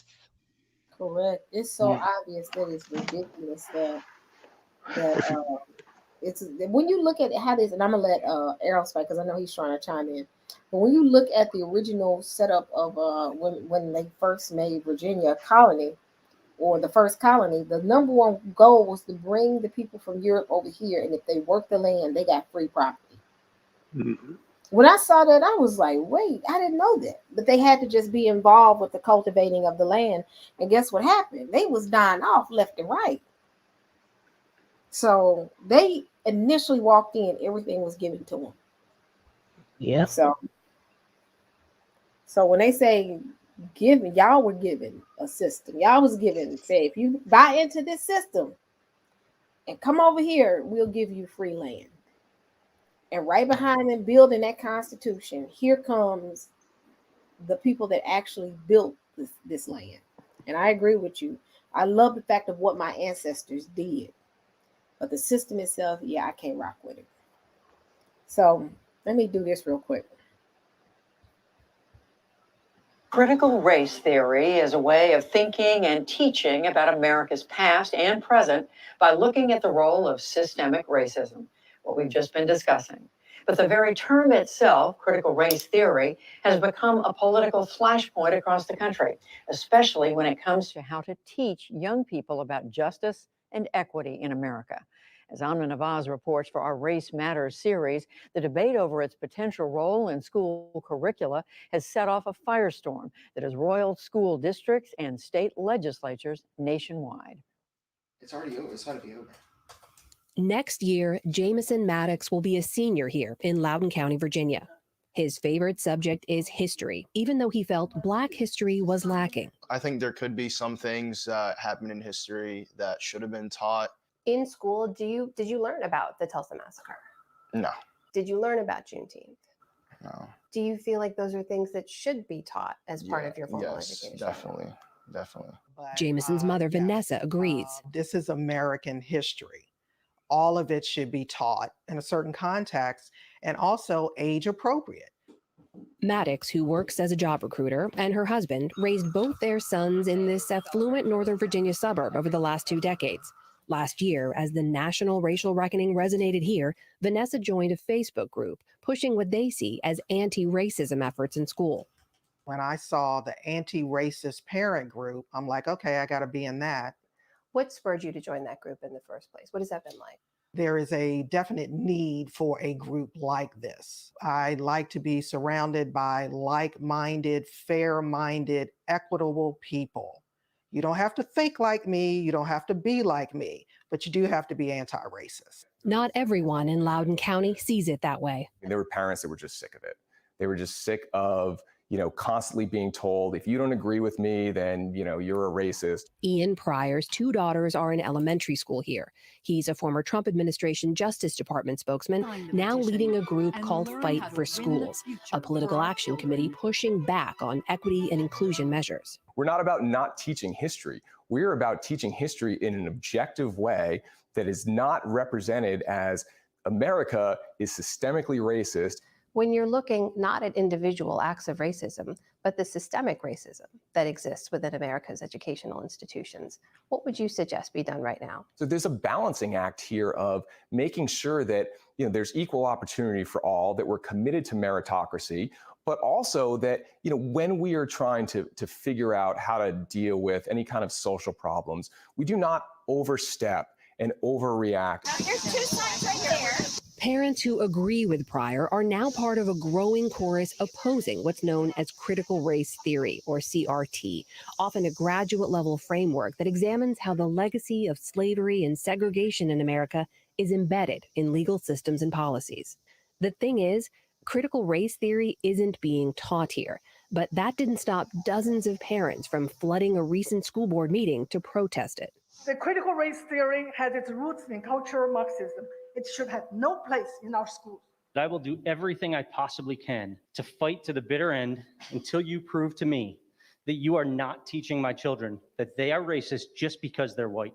That outrage echoes messaging ricocheting across right-wing media. Critical race theory is racist. I don't see critical race theory, in our Declaration of Independence. Much of this can be traced back to a September 2020 directive by then-President Trump, instructing agencies to identify and halt funding of anti-bias training for federal employees that suggests, quote, the United States is an inherently racist or evil country. On his first day in office, President Biden used an executive order to revoke the Trump administration's action. When I hear the talk of critical race theory, I immediately get a signal. It's an alarming system for me because it's a misrepresentation and misuse of the word. Jalea Lyles Dunn is the Director of Learning for Justice, which offers resources for teachers to create anti-bias learning experiences. Culturally relevant, anti-racist instruction models needed. We need a classroom set up, so not just instruction, but we also need a space that lets children know you are welcome here. Inclusive education is a space where we all are at the table together. We all hear everyone's story. The debate over which stories are included and how they're taught has fueled pushback. Critical race theory is now being leveraged as a catch-all phrase by opponents of equity and inclusion efforts in public education. In May, House Republicans denounced it at a Capitol Hill press conference. Critical race theory is a divisive ideology. As did former President Trump at the North Carolina GOP convention this month. The Biden administration is pushing toxic critical race theory and illegal discrimination into our children's schools. Nationwide, Republican lawmakers are now legislating on the idea.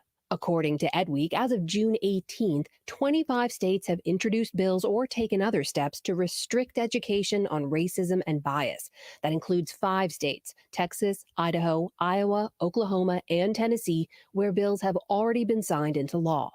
Arizona's proposed bias teaching bill could mean a potential $5,000 penalty for teachers. Texas's bill, effective September 1st, says teachers cannot be compelled to discuss current events, and if they do, they must, quote, strive to explore the topic from diverse and contending perspectives without giving deference. Some educators, meanwhile, are holding Teach the Truth rallies, fighting what they call unwarranted legislation. I think we're raising up future voters who will not have a well-rounded perspective on their own community and society. Valerie Wolfson teaches 8th grade social studies in New Hampshire, where a new bill would prohibit so-called divisive concepts related to sex and race from schools. Teachers would be under pressure for severe censorship or fear of that public judgment. It's set up for people to report on you. You think it could have a chilling effect on what people teach in their classrooms? Completely.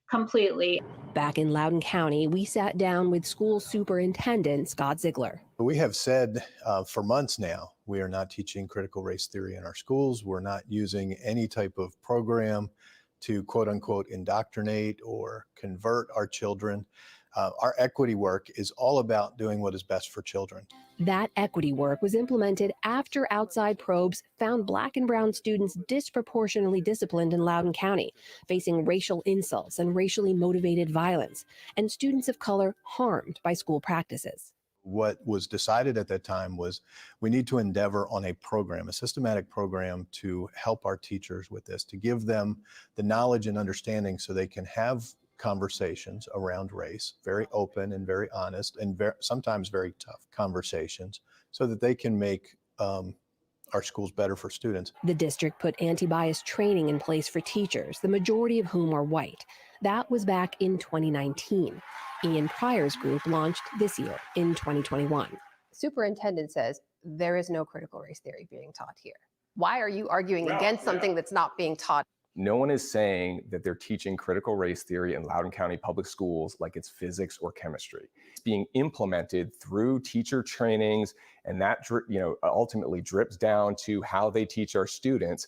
And it's not a subject, but it's a way of viewing the world.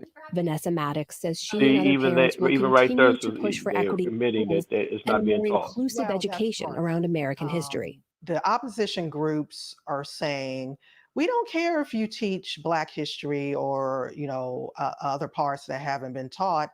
We just don't want you to say that all white people are evil. That's not what equity states. That's not what we're saying. We're saying that all history should be taught, regardless of race. The school year in Loudoun County has just ended, but the debate over what next year will look like is far from over. For the PBS NewsHour, I'm Amna Nawaz in Loudoun County, Virginia. Yeah, he admitted that it's not being taught in schools. Yep. And there's no curriculum. There's no some teachers in college courses, of course, and other courses or other classes that they take. Some teachers do learn about it, but it's not being taught.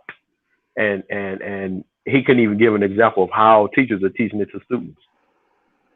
Right. The funny thing is, we don't want this taught, critical race theory, but it's okay to teach that Timmy has two mommies and why.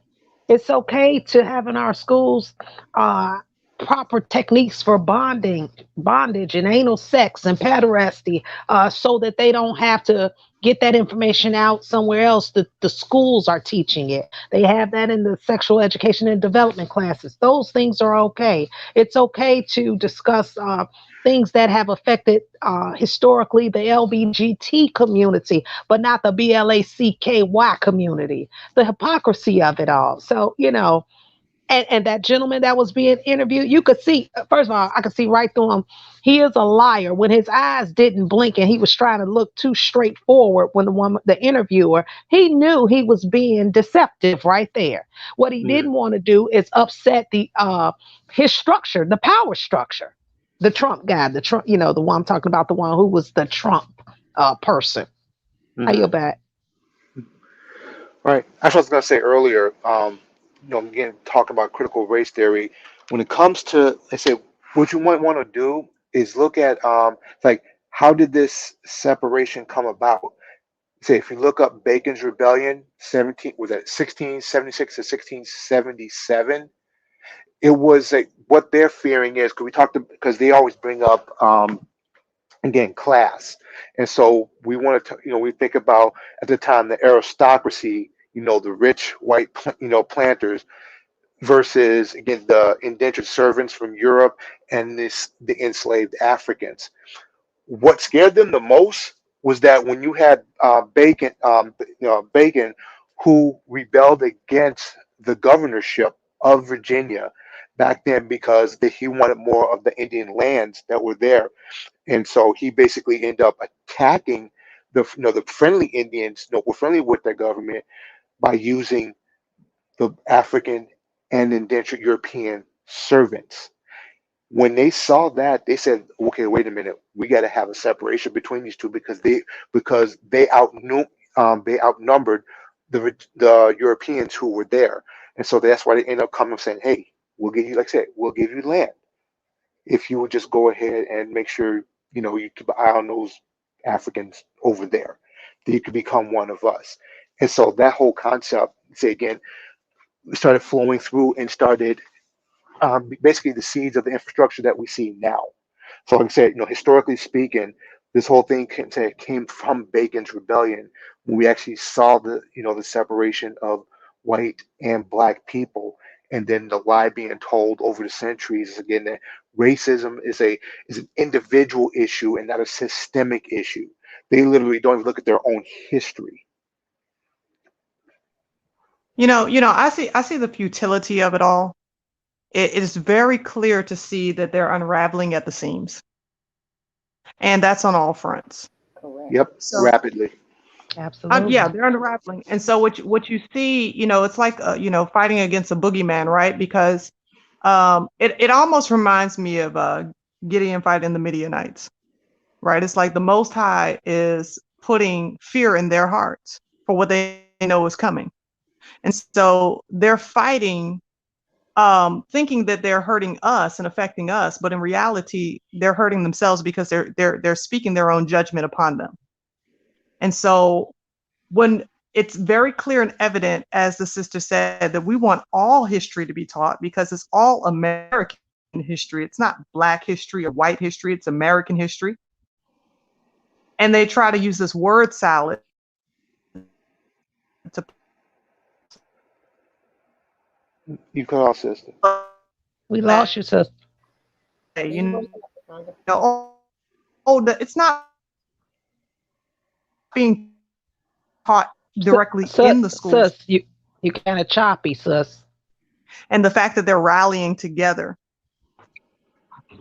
Can you hear me now?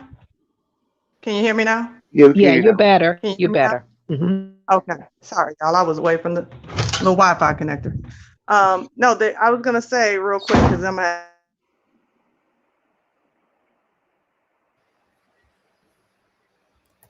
You're breaking up again, Ashonda. Okay, I'm gonna have to get off then because this thing is breaking up too much. All right, can y'all hear me?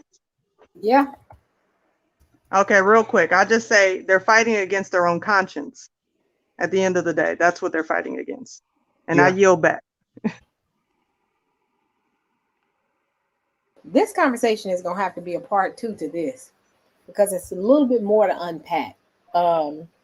Yes, and I would say, who needs to be involved in this is the sister. Honestly, honestly, Lay. She got a couple of names, but that's the one I remember from her YouTube channel. You know what I'm talking about, Sister E? Mm-hmm. Yep, I know exactly. And she sent me an email because I was going to bring her on a while back, but like I said, I took that little hiatus and took a break. So I'm gonna reach out to her. This will have to be a part 2 because when we start really looking into the concept of critical race theory and looking at it, because we gotta realize we gotta look at things from 2 sets of eyes. You got the eyes of what the true theory is about and what it means, which we saw within the Bar Association, and they kind of explained to you it's dealing with the structural, institutional implementation of racism. I hope I said that right. But you looking at it from the lens of this herd mentality of It's making white people feel uncomfortable because it tells us you're inherently racist. You're not telling white people you're racist in critical race theory. You're telling that the system is racist. And that's the problem, that politicians are doing it from an individual's from the lens of an individual and not looking at it holistically. But you know what, Sister E, another thought just came to me. If I have a people, if we look at, my thinking is that if they start to look into this critical race theory and then start to see us as a people and start to understand, because see, they don't want the eyes of other individuals who may be a little what's the word, naive about what we have gone through as a whole people group. And so in order, it's the hate, the disdain, the distaste for people that keeps us in a position of above them and keeps them oppressed. And so if we allow our people to start looking at how these people have been treated, it gives them another sense of compassion. It opens the eyes to say that, oh, wow, because we're looked at a certain way, whether we know it or not, whether they think it or not, that, that, uh, and even ourselves, why we act like we do, why we behave like we do, just like you saw, there was a video that came out, how to sell to the Negro. They had a whole video on how to sell to our people. Why was that? Because of the way that they are able to and was able to manipulate us and to keep us oppressed. And then we come out busting at the seams. So if I allow other people to see how I subjugated you, how I relegated you, how I dealt falsely with you, unjustly with you, then your eyes may start to have a compassion for this people, more of an empathy for this people, and then my power position is it'll be knocked down. And then you'll see how wicked and then you'll see how wicked Paul really was, great grandpa, in all of that, in all of their role, in all of their acquisitions. I yield back. All right, so I'll schedule it.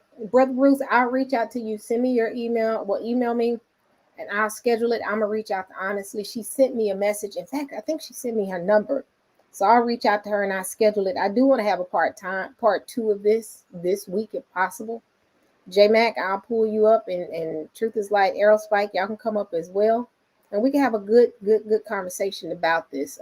Because again, we got to realize that we have to look at it from the lens of what the truth. We'll look at it from what it really means in reference to what the herd mentality perceives it to be. And their perception is ultimately their reality. Even as flawed as it is right now, that's their reality. And they're running for dear life. The reality is white people are afraid of losing the footing that they have and not really looking at it like the footing was false from day one. And I'm not saying white people in general, but the people that are related to the system, that their ground was already built upon sand and it was going to eventually fall apart. And that's the fear of it falling apart. Because you have some white people that are not tied to the system. I said the concept of racism or using that type of systematic racism, the institution can have all colors, and I hate to say it. Like I said, I not necessarily saying that black on black can be racist, but you can utilize the system to better yourself and not better, but push yourself up and kick all the rest of the people down that look like you. So Yeah. Well, according to certain political talking heads, America is not a racist country. oh wow. Mm-hmm. Oh, Yeah, a couple of people up there, in situations of power who are black, or one Asian and black, and one who is all black, who said those two things that I think Lisa Cabrera has that at the beginning, who says that, who said America is not a racist country, and those are the people you were talking about just now, sis. Well, the other deception too, we hear, and this what kills, we say, well, it's not like it used to be. Things have gotten better. Right. Everything has gotten, but no, no, no. It's gotten more insidious, more clandestine, more cloaked to make you Correct. think it's good. That's what the it's the systematic racism that makes us think that it has gotten better because it's not overt anymore. It's more covert, and that's the problem. Well, it's still kind of over in a way, because, but again, it's cloaked with a badge. So it's still very much overt, but it's under the color of law and Karenism. I Did you agree. say But we Zionism? say the law is right. So, Did you create a new legal term, Aerospike? You said Karenism. Yep, that's pretty much what it is. It's Karenism. Basically, it's a social cycle malady affecting people of privilege, of the female persuasion, and male at the same time, because again, they both feel privileged and they both act out when that privilege is threatened. So absolutely act out. You're right. they tried to say, remember back in the 1800s, they tried to come up with a thing called drapetomania that said, that was a form of insanity that enslaved Africans had a desire to run away. They called it drapetomania. So I'm gonna call this Karenism, the idea of pushing away critical history because they're afraid of facing themselves and will act out accordingly. Well, and then since you mentioned the manias, what was the boy, the white young man who got? I don't know if he killed. Oh, I think he hit somebody, Oh yeah, or they gave him a title of affluenza. He was suffering yes, from affluenza yes, that's because exactly. because of his wealth and his affluence. Yeah, okay. How Yeah, you?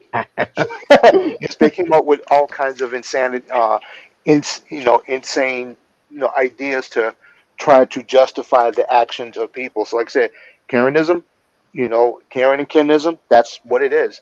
It's like people of privilege who are seeing their privilege slowly eroding away and acting out accordingly against people of color. Yep. And what's so interesting is we can also talk about these bomb threats to the HBCUs, which I'm so happy that my daughter's here with me and not having to be out there on campus. That I'm Hmm. not really. I'm I'm I'm happy for her safety because again, she was going back and forth and now she's remote. So And with her being we need to bust that cover wide open too, Sister E, about our HBCUs. Who's really running the HBCUs? Ah, do we really know who's running the HBCUs? Follow the money. it's all money, but ultimately these are our institutions that I don't have a problem with HBCUs. In fact, Howard is I went to an HB. I've experienced the public white college as well. I would choose to go to the HBCU. No, what I'm saying is whoever's in the top in the control of your HBCUs controls what education you receive on what level and concerning what. So when we get to it, are the HNICs in the control of the HBCUs? Yeah. That's what I'm saying. I And that's see. what a lot of us think that we are when we really aren't. Oh, I see what you're saying. Hmm. That's exact. So that'll be a good conversation as well. But yeah, the bond threats though, y'all. I'm like, I want to talk about it, but like I said, I'm just, like I said, I'm kind of happy that she's here, so I'm not really worried about her, but I'm worried about the rest of the kids, Yeah. and them having to, roam the campus. So it's gonna be this is gonna be interesting how everything is now becoming it's coming to a head. It really is starting to come to a head. So, but again, I want to continue with this part two to this. I'm going to schedule it for Thursday, and I'm gonna see if everybody's good with Thursday. If I change it, it's only because some people that I want to engage can't be involved. So, but most likely it'll be Thursday, Wednesday or Thursday, because I know there's a lot of us that started becoming active on YouTube around Thursday. So it may be maybe even Wednesday, Thursday, or worst case Friday night. So, any last words before I close? Yeah, I'll bring some, dig up some information that I've studied on CRT. I'll have that prepared next time. I'm not even on my desktop, so I couldn't share it right now if I wanted to, but I'll have some of that prepared. Cool, cool. I'll say thanks Anybody for else? bringing. Yeah, just thanks for bringing this up to the community, because a lot of times we hear the terms here and there, but I don't know how many of people in the Israelite community know or understand about these things, and say it's just good to know. It's just good to know what's going on around us and how it really does affect us in the long run, even as a community. Yep. All right, family. Truth is Light, you have something before we close? No, sis, I'm good. Okay, cool. Well, thanks everyone for joining me on the panel. Chat, thank you so much for supporting me. All the super chats, I cannot remember. I got to make sure and start making sure that I post all my super chats, because sometimes it's questions. But thank you all for supporting me. And like I said, I will have the next. In fact, I'm going to schedule it now, and then I'll reach out to everybody to just kind of say this is the time frame we're going to do it. And I think Big Red might be able to join us at that time as well. So, y'all have a good week. The week has started, and it's going to be an interesting week. But again, thank y'all so much again. All right, y'all have a good one. Good night. Shalom, shalom. Shalom, Shalom. shalom.